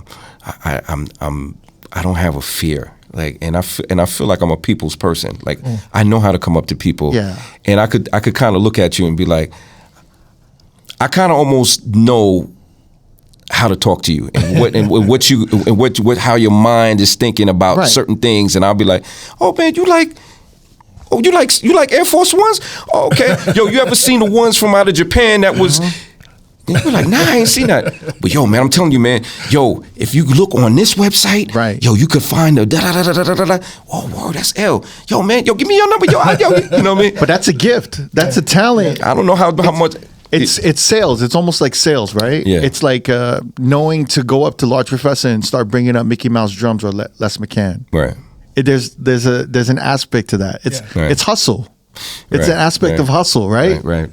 Because you're trying to you're getting your foot in the door. Right. But at a young age to do that, that's extremely impressive. Yeah. So then you gave Large Professor your number, or we exchanged numbers. Wow. Then I went out to Flushing. Then I was like out there all the time, and so he knows your struggle. He knows that you do the beats. If Large Pro was here right now, this man would tell you, I know Rashad. I know Rashad Smith. I know him. So when you met Large Pro, Breaking Atoms had the album. That was already out with Main Source. I just didn't know. I didn't know Large. Yeah. Right. I didn't know Large. But. So then you started hanging out, and did you do production for Main Source? Yeah, we started working towards the second record when everybody was still kind of together, and I was around when Nas was just trying to get his start and his humble beginnings for his solo stuff, right? I remember being on the train with me, Akinelli, Joe Fado. Shout out to Joe Fado, and Large. We were going up to all the labels trying to shop Nas. Really? Yeah, like we went up to Cold Chillin'. He actually, if I'm not mistaken, I think he actually did sign a Cold Chillin'. Like I don't know how that deal went, but I think he did do some kind of paperwork with them. Wow. So you met Large Professor right at the buzz of like Live at the Barbecue and everything, and so the whole thing with Nas right before Illmatic and everything. Oh yeah. Yeah. Wow. Yeah. It's weird because online it says your tie into Main Source is that I'm cousins with K-Cut. So I'm actually an honorary member of Main Source as well. So Sir Scratch, left, and I kind of filled that void. So, and then if we do form Voltron again, I'm in. I'm the other DJ. But are you related to K-Cut, the DJ? Not. Why does it say that online that you're cousins with him? Wikipedia, man. I'm telling you, we got the source right here. We got to get to the joint. But K is fam. You know what I'm saying? Large is fam. You know what I mean? But they have their differences, right? And but it is what it is. Wow, so I don't want to come up here lying. I don't want to do none of that. You know what I'm saying? But K is fam. K is family for sure. Yeah. You know what I mean? I mean, I don't even. I'm fam with K. Right. Right. I'll just leave it like that. Yeah. So you came through an interesting period for Large Professor and Main Source. That's my brother. Yeah. That's my brother. That's really my brother, man. This was what, pre Faking the Funk, right? Oh yeah. Interesting. Yeah. So what did you work with Large Professor on any Main Source stuff or no? Not that nothing that came out. We just was working on, because I would come through with the records. I would come out to Flushing, and I'd be bringing bags of records from Brooklyn, and I'd just be out there. So it was a time when I was staying out there. Large had cribs too. Like he had another crib that was right across the street from where his main crib with his mom's and his pops was at, right? And so so he would let me, he'd let, whatever, friends and fam, he'd be like, yo, chill at the crib. Like, you got this. That's you. You know what I'm saying? When did you get equipment? So that's another story. So I didn't get my first SP1200 until I started working with a brother by the name of Kyle West. I don't know if you know who that is. Totally. I'll be sure. I'll be sure. Yeah. Kyle West. So I have family up in Mount Vernon area. Wow. Right by Pete Rock House, and so that's so that connection. So crazy. So you couldn't even afford equipment after Don't Sweat the Technique and Rakim? No, sir. But yeah, no. So going back to the story with Kyle West. Shout out to Kyle West. I'll be sure. I signed with Kyle as a producer. I did a production deal with him. He fronted me the money. I went down to Sam Ash, 47th. Yeah. And got me an SP1200, brand new out the box. What SP1200 were you using prior to this that you were fluent enough to kind of like produce? So I would go over to a couple of people's houses, just friends' houses, and when I was living in Flatbush, East Flatbush, East 96 and Church, there was a producer, another famous producer. Shout out to him, is Hitman Howie T. Howie T, wow, legend. I used to go to Howie T's house, bug him. He would have Special Ed coming up out of there. He would have Chubb Rock. He would have, this was like our hero, UTFO. This was our Flatbush producer hero. I mean, there was a lot of other producers, but Howie T was was nice as a DJ too. He had Lil Sean, dope MC. Yeah, man, like, so after his sessions, he said, yo, man, clean up around the studio, And so when everybody leave, you could come in here and you could tap out on the drum machines. How old were you, like 16? Yeah, I was younger. Yeah, I was young, yeah. It's so funny when I hear about the 80s and 90s, everything seems so small. There's a community, but it wasn't that many people doing it. So it was easy to kind of know who was making moves at those times. Yeah, because everything seems so connected. Like everyone is like, everyone's very close, and like everyone's in like some sort of proximity to each other. Yeah, yeah. Totally. It's really interesting because it doesn't seem like that at all now. It's crazy because I remember seeing him coming to the record store, and it was like his look stands out because he's short, he got the light eyes. So it's like you kind of like, if you're in the circles, you kind of see people and you see them around. You don't know exactly what they do, but you know they doing something because you see them in these certain places. Yeah. So it's like even when by the time that he did the Midnight Marauder joint, he's on the cover. I'm like, yo, that's son. He on the cover. What? Right, but you didn't know what I did. You didn't know. You didn't have any. You didn't putting the talent to the face, but you know he's doing something. Right. And then you start finding out, oh, he's hanging out with Large. He's hanging out with Q-Tip. What's going on? Like, what's his story? And then you start to hear the stories. Then the name starts to pop out a little bit more. Right. Oh, he did the beat for that. Oh, okay. Wow. So one of those type of things. So you signed with Kyle West? Signed with Kyle West, and what the funny thing is too, so I was rocking with him for a while, and that's still my brother. Shout out to Kyle West, and he actually taught me a lot, man, about R&B and being more polished, because I didn't, honestly, man, like I was, I'm listening to Marley Marl, I'm listening to, Fresh Gordon, shout out to Fresh Gordon, you know what I mean? I'm listening to all these powerhouse producers that was sampling and using kicking snares and from vinyl, and I wanted to just keep it just backpack style, underground. But when I got around Kyle and Puffy, P. Diddy, right? I learned about radio, how to make records for radio, and that was, I think that's when I started to really become into my own as a producer. You know what I'm saying? Because, I mean, if it hadn't been for those guys, man, I honestly, I wouldn't really know how to make records and how to produce and look at how you structure a song and, the intro and the midsection and all these kind of things. I didn't know anything about that, and doing vocals and having the tolerance to, sit there through a singer doing their vocals. I didn't know, and I didn't care at that time. But I'm glad I did learn. That's the real school of hard knocks, right? Yeah, you definitely. So, definitely. So like in learning with Kyle West, what led you to where did it lead you production wise on a creative level?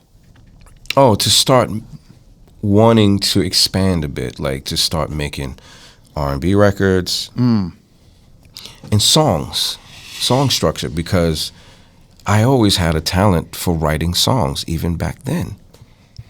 I always was good with melodies. I write songs, and but in the climate that I was living in and the people that I was hanging around, that was a no-no. It was like R&B. You doing R&B? You like house music? But I'm a DJ too. But I like music. I listen. When you listening to soundtracks like The Wiz and The Sound of Music, and you listening to jazz, it's like you are that's that's a part of you. So I had to, this is who I am. So, but anyway, but that's what led me into start changing a bit, like, and then the kind of back, the community that I was hanging around, they just didn't take to me after a while, because they was just like, well, what you getting on with, man? Like, you different now? What you doing? But yo, you know what? Not that I was doing it for money, but you guys started seeing a little change, and now I'm starting to work with people, even just being a session musician. And you starting to see that I'm starting to make some money. Now you kind of side-eyeing me. Now I can go to the record convention and just buy, 2 crates as opposed to me just buying one record, whatever, at $100. Now I can just go get a crate or 2 at $2,000 and no problem, then go to the next one. So, it wasn't, those perks, I loved it. But I loved the fact that I was doing what I really love to do, was express myself in music at that early age, because I knew what I wanted to do, What records were you working on with Kyle West? Oh man, so here's a funny thing. So before I even say any of that, so he was in a group that was signed to Uptown Records called Key West, which consists of himself, Dominic Trenier, which was D'Angelo. Yeah. He was a lead singer also. A lot of people didn't know that. And Terry Robinson from the Girls that did all this. Monica and Terry. From Monica and Terry. Yeah. And Tabitha Bryce. And then I was brung into the group. Wow. So I was signed to Uptown Records in an R&B group called Key West. And this is like your first kind of official payday, right? Not really. No. I mean, I took home a little bit of money and gave it to my mother. I just gave her the whole check. I think I might have gotten like $15,000 or something like that. Wow. And I just gave her the whole check, and I said, "Hey, Mom, I just signed to a R&B group, and we're about to go on tour, and we're about to do all of this, and we're going to shoot a video, and we're going." Now you're talking about Uptown Records. This is like the hottest label in the world. It's Andre Harrell, home of. This is Guy. This is Heavy D. This is a big deal. Right. So even if you don't get signed, you kind of have a name, because everybody thinks that, even if it don't come out, you kind of made a name for yourself, because you were considered by Uptown Records. And then so with Kyle, Kyle would have me just programming and just coming up to Mount Vernon, and we're just working on a bunch of records, and we just pay me, and it was good, because like I said, I'm doing some other things that I didn't, I never thought I was going to be doing, maybe not that quick, and not that soon, but and it felt like a steady job a little bit, kind of. Yeah, man. At that young age, it's like, I could get paid to do this now. Oh man, it's still cool, and I still can hang with my regular the hip hop crew, the cute. So you're juggling Uptown Records with Kyle West, and then you're also hanging with Large Pro and Q-Tip. Yeah. So you're doing both. I'm doing all of it. You're working both sides. Oh yeah, man. And that was actually seasoning me for the bigger picture, I think. And so now, so then this is when Puff comes in, as I knew him as Puff. Right. A&R up at Uptown, and everybody's talking about me. It's like, yo, this the kid with the break beats and the crates, and he could come up here and, you know, program some stuff for you. So then, you know, I hook up with him. He's like, yo, I got this remix I'm working on right now. Come up here, come to the studio, meet me here at the Hit Factory, da-da-da-da-da. Okay. So, you know, you got Jodeci remixes, you got Mary J. Blige, you know, loads. I'm working on everybody. You know. Wait. So what were you working on? Oh man. You're here now. You might as well go ahead. All right. So This is not the time to be vague. Yeah. So okay. So some of my work at Uptown Records. What was the first thing that Puff Puff played for you? It's like, I'm working on this. I need it. It was a bunch of stuff too, and the thing is too, he was getting work outside as a producer. Mm-hmm. He was trying to build himself up as a producer at this time, and he was getting work outside from multi labels outside of Uptown Records. So it might have been something on MCA. It could have been something on Universal, Def Jam, you know.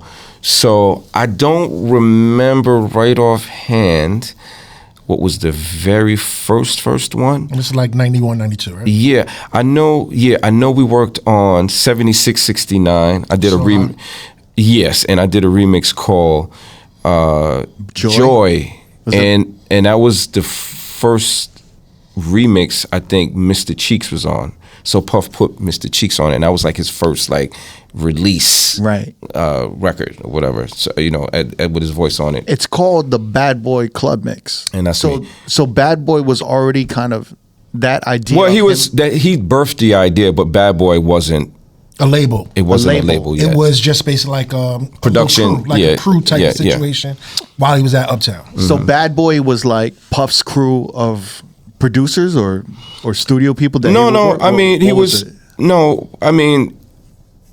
he and actually it was so funny, he did actually sign Big at that time at Uptown, but that was under his Bad Boy umbrella.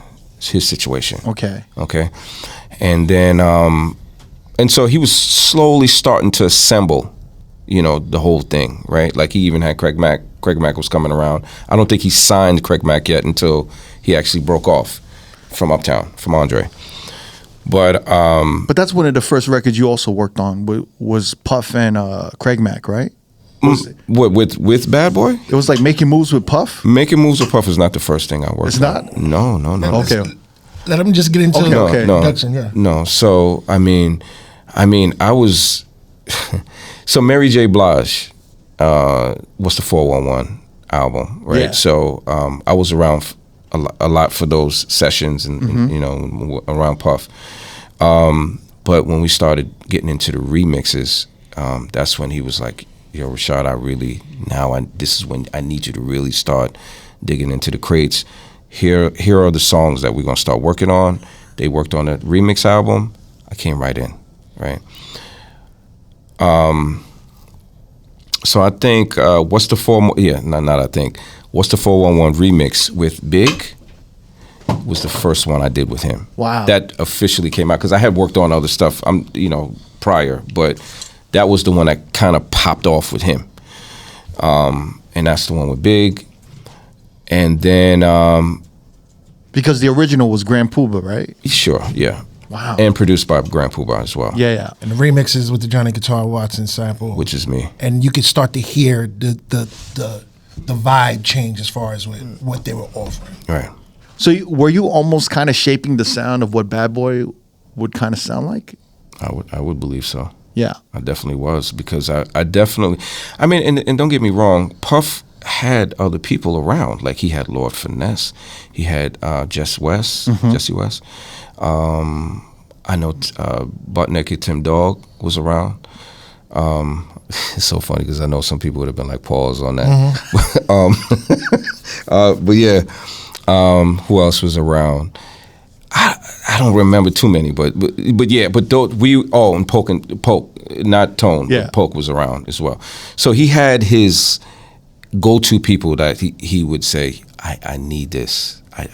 I but I was the one that was pretty much like his main guy. You know what I'm saying? In terms of like, that was up under his umbrella. Everybody was pretty much independent. Like Polk was track master, so Polk was doing his own thing, but he would hire Polk for what he needed, right? Session. Just like Just West, just like Lord, right? But like Puff was counting on you to kind of help really him come through, build. yeah. To really come through. You know what I mean? And I had to. You know what I'm saying? And because to deliver a remix album like that for Mary J. Blige, absolutely. What's the 411? Yeah. And so, and then the other thing I did, the second thing I know I did, and Andre and Puff got pissed off at me. I never forget this shit. It was I Don't Want to Do Anything Else remix. It's on the 12-inch, and I did a mix. I did the remix, but then I did an intro at the top of the record, and they got so mad at me. They was like, "Yo, did you do a version without you talking at the top?" I was like, "Nah." I said, "It's already done." They got so mad at me, but they still had to put it out because it was like, I think I said, "Yes, this is official," and I said, "Mary J. Blige, Tumbling Dice," and they was like, "Who asked you to do all of that?" It was like, "Yo, we didn't ask you to do all that." I was like, "Nah, man, I'm trying to make my mark, man." It's like, "Yo, man, we ain't giving you no more remixes." But they still did. But he was pissed. Him and Andre was just sat me in the office like, I don't want to say the word. I don't want to say the N-word. But they was like, "Yo, man, that's what we doing, man. You just go just turn this mix in and you just deboing us like this. Like, what you doing, man?" So anyway. Wait, well, what made you want to do that though? Man, I'll be honest with you, man, because I was, it was so much of me not getting no credit, man, for a while and playing the back, and I was like, I'm not letting this happen again, right? If I don't do this, if I don't start planting little things here and there, it's not gonna happen. You know what I mean? So.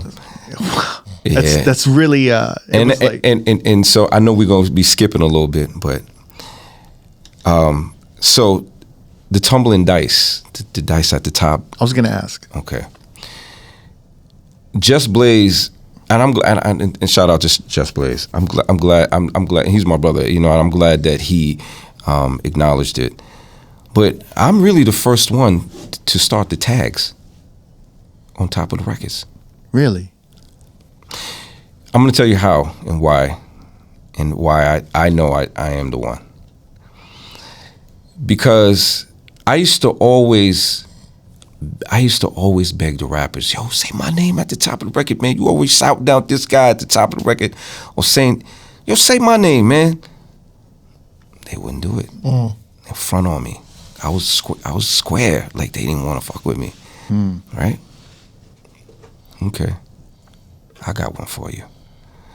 So I was like, Tumbling Dice. So I found a dice sound off a record, and I started just putting that shit on the top of the record. I was like, I'm gonna sound tag some shit.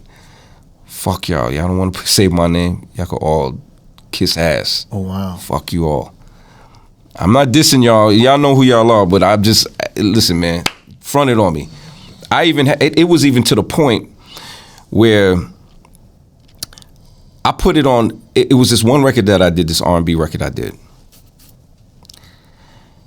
And the dice was on top of there at the beginning of the record, because now I'm on a roll. I'm like, fuck that. I'm just going to keep sound tagging stuff, my songs. Mm-hmm.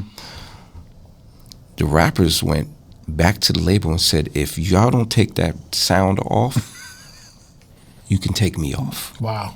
That's how nasty it was. Cool.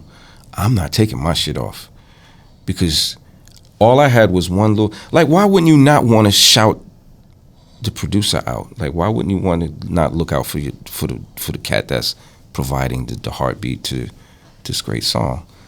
They don't want to do it. So I was like, I'm gonna put the tag to it. So Just Blaze said in the interview, he said, yo, Rashad Smith is the reason why I started my tags, is because he was the first one to really do that.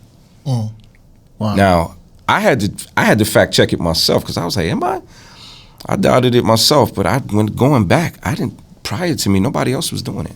Yeah, you had like Teddy Riley go, yep, or he'd do. No, it was no, just something but- that was trademarked that he would say, but it wasn't a tag though. No. It wasn't a tag. Yeah. I'm the one with the tag. Right.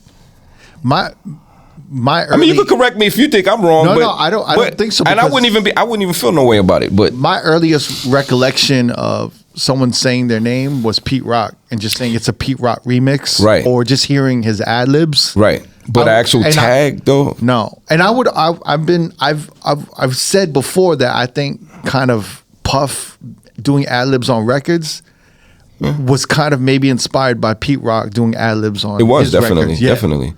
But like I said, when I asked, yo, say my name, man. Yo, throw your boy a shout out. I wouldn't do it. That shit used to hurt me, bro. I used to be like, damn, like I can't get nothing. All right, so you're working with Puff. So what's the breakthrough? What's the breakthrough? Like, what is it? It's like, yo, look, we can't front on this kid no more. He got some shit, and now we got to start really. So I signed to Puff, and so when he broke out and started doing his own thing, now he's setting up shop. He's setting up his enterprise. But when all this is going on at Uptown Records, right? Mm-hmm.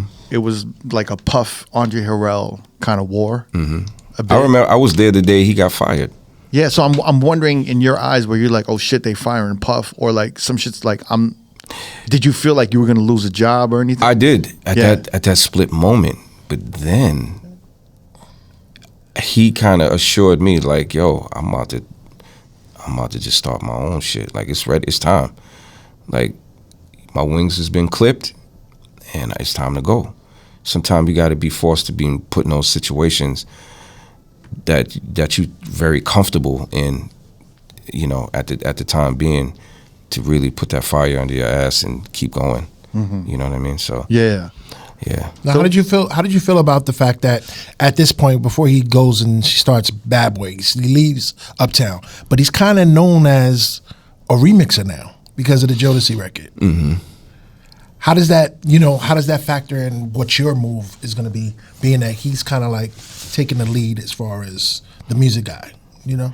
Well, I always knew that there was two sides of the gate on that situation for me, because I always held my own independence no matter what. So I knew that it was that world of, you know, so at that time the jiggy producer or the more commercial producer, and then there was the underground, right? And so as we categorized it, right, and I always knew that I wanted to stay underground also. So I never wanted to steer away from that, no matter if the underground was looking at me as a polished producer at this point, because I'm using cleaner sounds or whatever the case may be. I didn't give a fuck. I was like, listen, at the end of the day, I'm still gonna make this shit sound good. Like, you know, I can take that same sample that you're gonna do. Of course, the dirt and the grit from the sample not being truncated so tight now, and like, you know, whatever, or you know, more the grit and the static on it at the end of the snare and the kick. I can do that, but I like to put some hi-hats in there now. I wanna bring it up to speed. You know what I'm saying? You gotta evolve. You know, like I just felt like I didn't want to stay just right there. Like, you know what I mean? Like I love the fact that I could go to a club and sonically I can hear the record sound a lot bigger with some hi-hats from out the drum machine now, and some open snares, and some maybe layering a little bit more, instead of it just being the sample, kick, and snare and hi-hat, right? So, like I said, I was getting a lot of slack from other producers from that world, you know what I'm saying? Which is my world too, but I'm just saying that community was just kind of side-eyeing me and was like turning their nose up at me like, nah, man, you over there with them dudes, man. It's like you guys sold out. It's like you. Yeah, like Grit and Dirt was out at that time, 30, 93, 94. Like Grit and Dirt was the sound. You know what I mean? Yeah. So for anything kind of left of that, it's kind of like, you know, left to center too. Well, it was like that time in hip hop. it was like you're either going to be a crossover mainstream like pop sellout, or you're going to keep it real, quote unquote real. Right? R&B was demonized at that point. There wasn't there was no. Yeah, there wasn't this merging of R&B and hip hop. No, but I'm going to tell you. But I'm going to tell you when that did happen. But you were kind of responsible for that to a certain degree. To a certain degree. No. I'm going to tell you who is responsible and that influenced me was Jazzy B, Soul to Soul, right? London, England. That's that. Jazzy B is the spectrum for that. You know what I'm saying? That changed the game. That changed the game. When Soul to Soul came out, it changed the game. How even people heard music, like that singing, the beautiful singing and over the top hard drums and that shit, it revolutionized the whole game. You gotta think, especially cats that were DJs and sampling producers heavy, right? When they were hearing Jazzy B sample Graham Central Station, The Jam, and well, they know it by Pickin' Boogers by Biz Markie, right? Man, it's like that was because you're like, who are these guys, and how they use that beat and having somebody singing over it. That's like, wow. I mean, it's not like, in New York City we didn't have blend mixtapes, right? We knew what that was, but it was just like, who had the guts to really just put that out commercially, So I mean, Jazzy B, man, and Nelly Hooper and those guys, man, those guys were really innovators in what they've done, for us as a culture of listening and imagining, we can take this a cappella with a singer and impeach the president. Yeah. You know what I mean?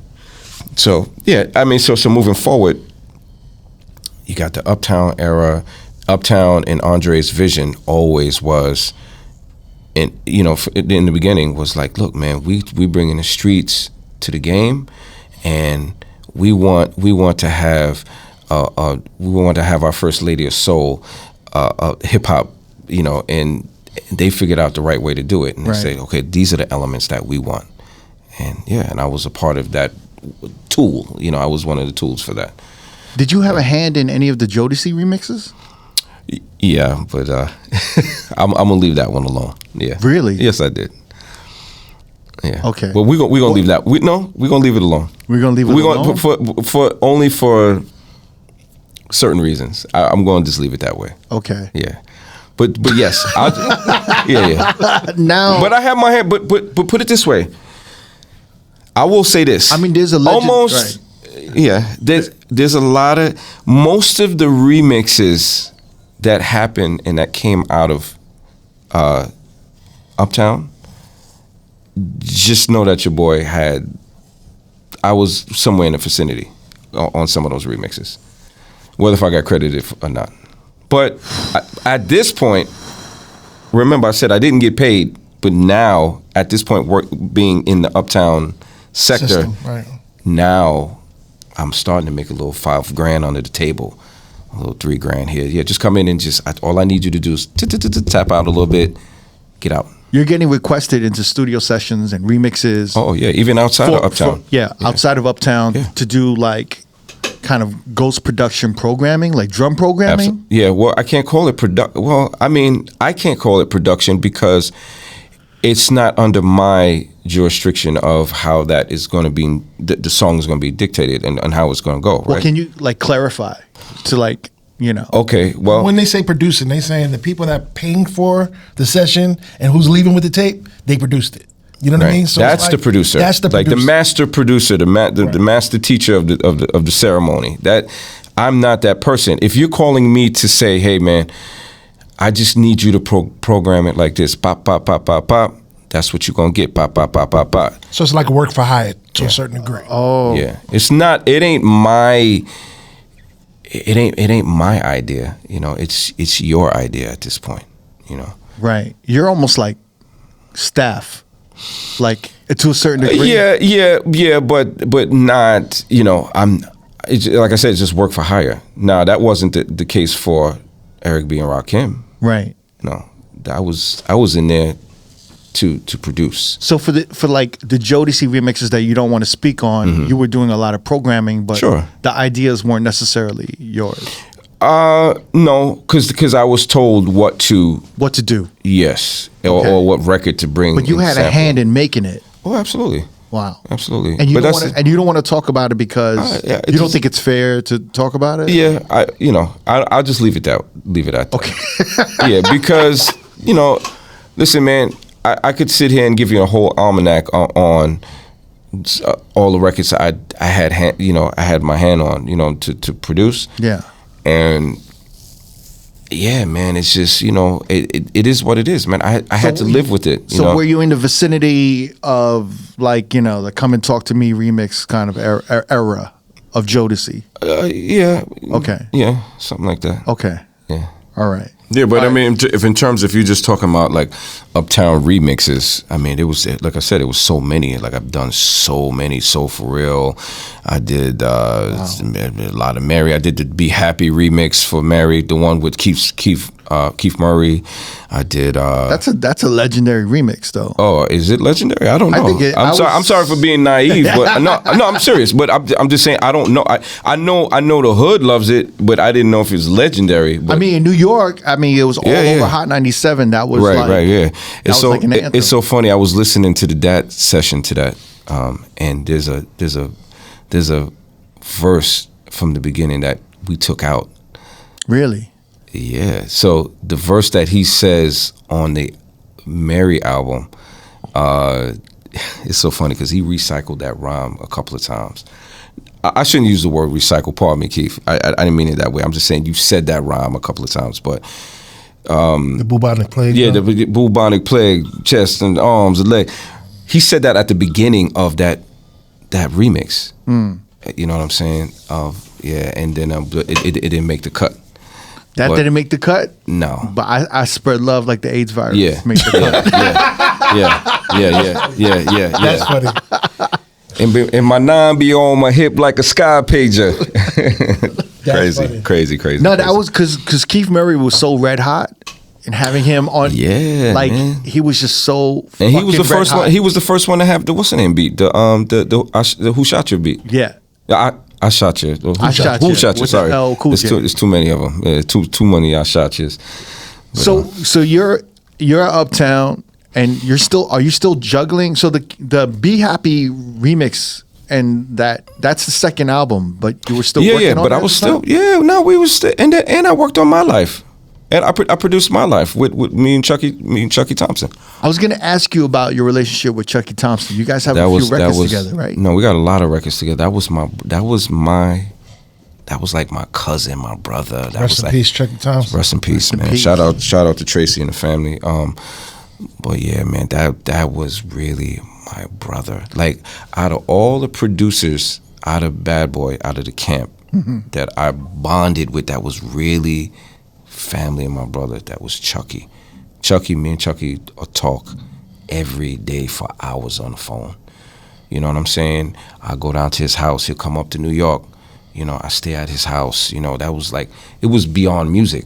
This is my brother. You know what I'm saying? Just like how Large Pro is. You know what I'm saying? And when he passed away, man, that hurt me really bad, man. You know what I'm saying? But I mean, me and Chuck worked on a whole bunch of stuff, man, and I was really privileged to work with that brother, man, of his caliber of musicianship, man. That was really, really beautiful. The work environment of like Uptown Records, moving to Bad Boy, was it pretty similar? Yes, because it seems like everyone's just kind of working together. It was a smooth transition. It's like I was talking with a homie of mine, Moma. Sure. And it's like DJ Moma, right? Yeah, DJ Moma. Sure. So we were just like, it seems like everyone was just working together all at once. So it's almost like hard to tell who gets credit for what, because someone was writing for somebody. I'll give you a little thing on that. Yeah. Right. So I remember the day that Puff bought. What's his name from Motown? The owner of Motown. I'm sorry for my brain because I'm getting old now. But Andre? No, Barry Gordy. Barry Gordy. I remember. So there was an autobiography on Barry Gordy, and I remember the day Puff bought that book, and I remember him talking about how he would love to structure Bad Boy Like Motown. like Motown Records. Wow. So in the new modern way of conducting business, I think his motto was, I'm going to assemble my team and my congregation to be in the likes of a Motown, right? And that's what he did. Yeah. Like, he would have a string of people on speed dial that was keyboard players. He would have songwriters. He would have beat programmers. He would have people that were producers. And for what he was working on that night, he would know, okay, I worked with this person a few sessions, so I know how to assemble these few people in this one room, and we're going to get them to work. So that was the magic behind Puff. I would never go and say Puff or Love or P. Diddy, whatever name you want to use for him. I always show respect to Puff, because Puff now, outside of Kyle West, was the second person to really show me how to make records and produce records. I never have nothing bad to say about him. Have we had our differences? Yes. Me and Puff used to fight all the time in the studio, just in terms of Creative direction. right. But I didn't have much of a say so, because again, he's the master teacher, he's the producer, right? He knew what he wanted, right? He's like the visionary, right? He is. He is the Dr. Dre. He is the Quincy Jones. Right. So all these greats. This is who Puff is. And no matter what Puff's going through right now, trust me, if he got in the studio, he still is. That's who he is. Puff is still that person, right? So I want to say that being around him, I learned so much, and I really admired and loved his work ethic. Like, he really knew how to assemble any of us as tools to say, this is what I want, right? He really studied from the Quincy Joneses. He really studied from the greats, the Barry Gordys, on how to structure a record company. And then in terms of being on the Quincy Jones side, of learning how to say, no, I want this. This is what I want. Please give me this. If you do have something else that you want to add to this, show me. Let me hear it first. Don't just do it, but just, okay, cool. For this part, let me see how this works. Okay, we can keep that. All right. So if I like this, if it works for the composition, then okay, now when the credit comes, then I'm the producer, but I will give you co-production. That's how it worked. Right. Okay, so I won't sit up here and lie and say and downplay Puff for his talent. All that other stuff that's going on with him right now in his personal, I don't know anything about it, and I've never been around it. I know him as Puff. Who people are talking about is P. Diddy. I don't know P. Diddy. I know Puff. And Puff was a workaholic, right? In the studio, diligently trying to just make music. That's the person that I only wanted to be around. And when that stopped, I shifted. I got away from that because I wasn't interested in the parties. Not that he was partying that much like that. Of course, he was known for throwing parties, right, and some of the best parties in New York City. Very much so. Period. Kind of no one. Jessica, right? Jessica Rosenblum, yeah. Right. So I was there. I mean, he was early on in Funk college. Master Flex. Yeah, he was known as a promoter. Right. Yeah. I used to roll down with Puff, and when Puff had to beat up BMW, we get inside in the back of his car. He didn't have. I remember his white BMW. We was going down to DC. It was me, him, and I'm trying to remember who else was in the car. But all I remember, I'm sitting in the back of the car. I'm knocked out. But then on the, like the panel was ripped out from the back of the joint. Was no like no, you know how like we had like the wood trimming and all of that. That whole thing was ripped out. So Puff was hustling. I'm not saying that Puff didn't have no money, but Puff was hustling. I don't think he really cared about that part of it yet. You know. Yeah, he tried to keep fly. He used to have his little gold tag Cure and his Jesus piece on, but keep flying, fly clothes and everything. But he was really about the hustle, and that's the brother that I enjoy, love to be around. Can I talk about the work dynamic between y'all? For example, let's use the Mary J. Blige, Keith Murray, Be Happy, Sure. Bad Boy remix. Is he like, Rashad, do you have a beat? Or does he bring you the sample? Does he bring you the Jimmy Spice the beat? No. So at this point, I've already been working with Puff for some time now, right? For years at this point, right?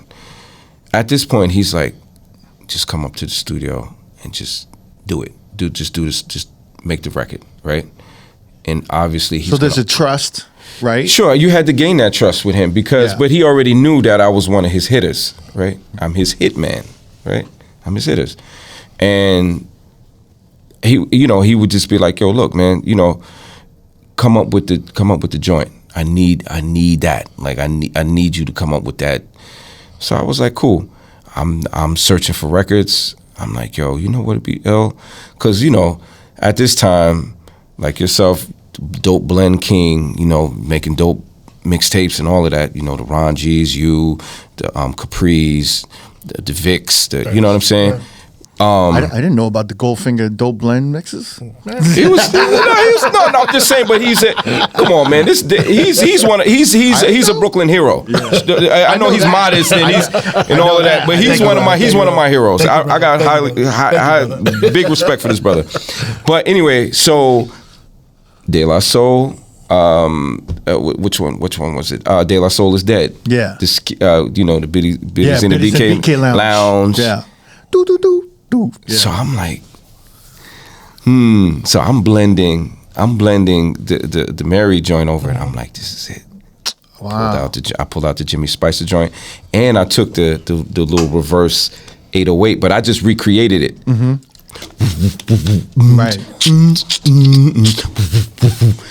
Threw that right up in the Mary joint, and I was like, this is perfect. Everybody, Rashad, you did it again. But she had to re-sing it, right? Yeah, of course. Because there was no way we was gonna. It just didn't. Yeah, we didn't have the techniques of auto tune and putting things in. It was a whole different vibe anyway. So it was a different key, right? Yeah. It was a different. But I knew. But I. But. I think it was faster too. Yeah, but here it is, right? Like DJs, dope DJs. Thank you. Right? You just know by hearing it. Like you just know. You already have. You got it. Like if it's like this gonna work. I know this gonna work. Yeah. We gonna make it work. So that's what that was. Whose idea was it to bring Keith on it? That's Puff. That's Puff. Because you got to think he was on My Life album, right? And so it only makes sense, right? So yeah, it's like, let's do this. You know what I'm saying? He's already near him. Boom, it's ready. On a production level, were you doing any like vocal coaching at all or anything? Like vocal production or? Oh, absolutely. Yeah. Yeah, because that's the teachings of Kyle West. Of Uptown and Kyle West. Uptown Records, yeah. I mean, well, Kyle West. Yeah. Yeah. So you're actually working with the artist as well and kind of. Oh yeah. I can't say I haven't done that for Mary. No, I won't lie and say I did it for Mary. Yeah. But I've been in sessions with Mary while she's doing her vocals. I was sitting right there. You know what I'm saying? Just watching the magic and learning. So yeah. Were you in any of the sessions for Ready to Die with Biggie? No, not that album. No, I came around right after, and that's when One More Chance, and right. I was working with him. I was working with Big prior while he was still on Uptown Records. So Dreams, So with One More Chance, the remix, right? Yeah. Well, first off, how did that land on your table? How did you get the responsibility? Because Puff called me. Puff called me, right? Puff called me and said, "Yo," calling me frantic, saying, "Yo, I only got a couple of days, and I need to come up with this remix for this song. Come up with something Bang, hang up the phone. Call me back right away with something. Going through the crates, flipping through records. The first record I pulled out that I felt that was appropriate was Phazo's Riding High. Really? I had to listen to it a couple of times and say, yo, and then I just kept saying, you know, but I was saying, I didn't, well, obviously we didn't have the lyrics to what the remix was, because that's a whole new song, right? But I just kept singing the vocals to the the original One More Chance to it, and I was like, yo, this could be some fly shit. But, you know, I knew when he came to me, his winning streak was big radio records, right? Something everybody gonna bounce to. And you got to remember this is the not Jiggy, but this was the more player era, right? Jiggy came after, right? But player era was before that. So everybody was like, yo, just fly, you know, be at the party. They making records for the chicks, you know what I mean? Something fly. And that's how he kind of explained it to me. Phazo had that feeling. So I called him and I played it for him over the phone. That's it. Get to the studio. So I still had a couple of hours before I needed to head up there to the studio. So I just kept listening to more records. And then I pulled out the DAWs record. Mm. But then I was like, hold on, who used this? Kid Capri. Called Billy. It was a song called Billy. And I was like, yo, I always loved that record. Shout out to Kid Capri. Yeah, off of that, the album that Bismarck, that Bismarck produced. That's when Kid Capri was signed to Bismarck's production company through Cold Chillin' Records. So I was like, yo, this is fly, and I was just like, you know what? Nah, this is the one. Scrap that. I called Puff again. I said, Puff, I got it. I said, fuck that other one. I played it for him. Boom, that was it. Went up there, programmed it, done. This has been part 1 of R.O.A.D podcast interview with legendary Rashad Smith, an American hip-hop and R&B producer. Don't forget to tune in next week for part 2. And remember, follow us on all social medias, like and subscribe on YouTube, and we'll see you next week. If you want to watch more episodes from R.O.A.D podcast, click either links on the left or the right. Don't forget to subscribe to our YouTube page and get updated on new uploads throughout the week. Peace.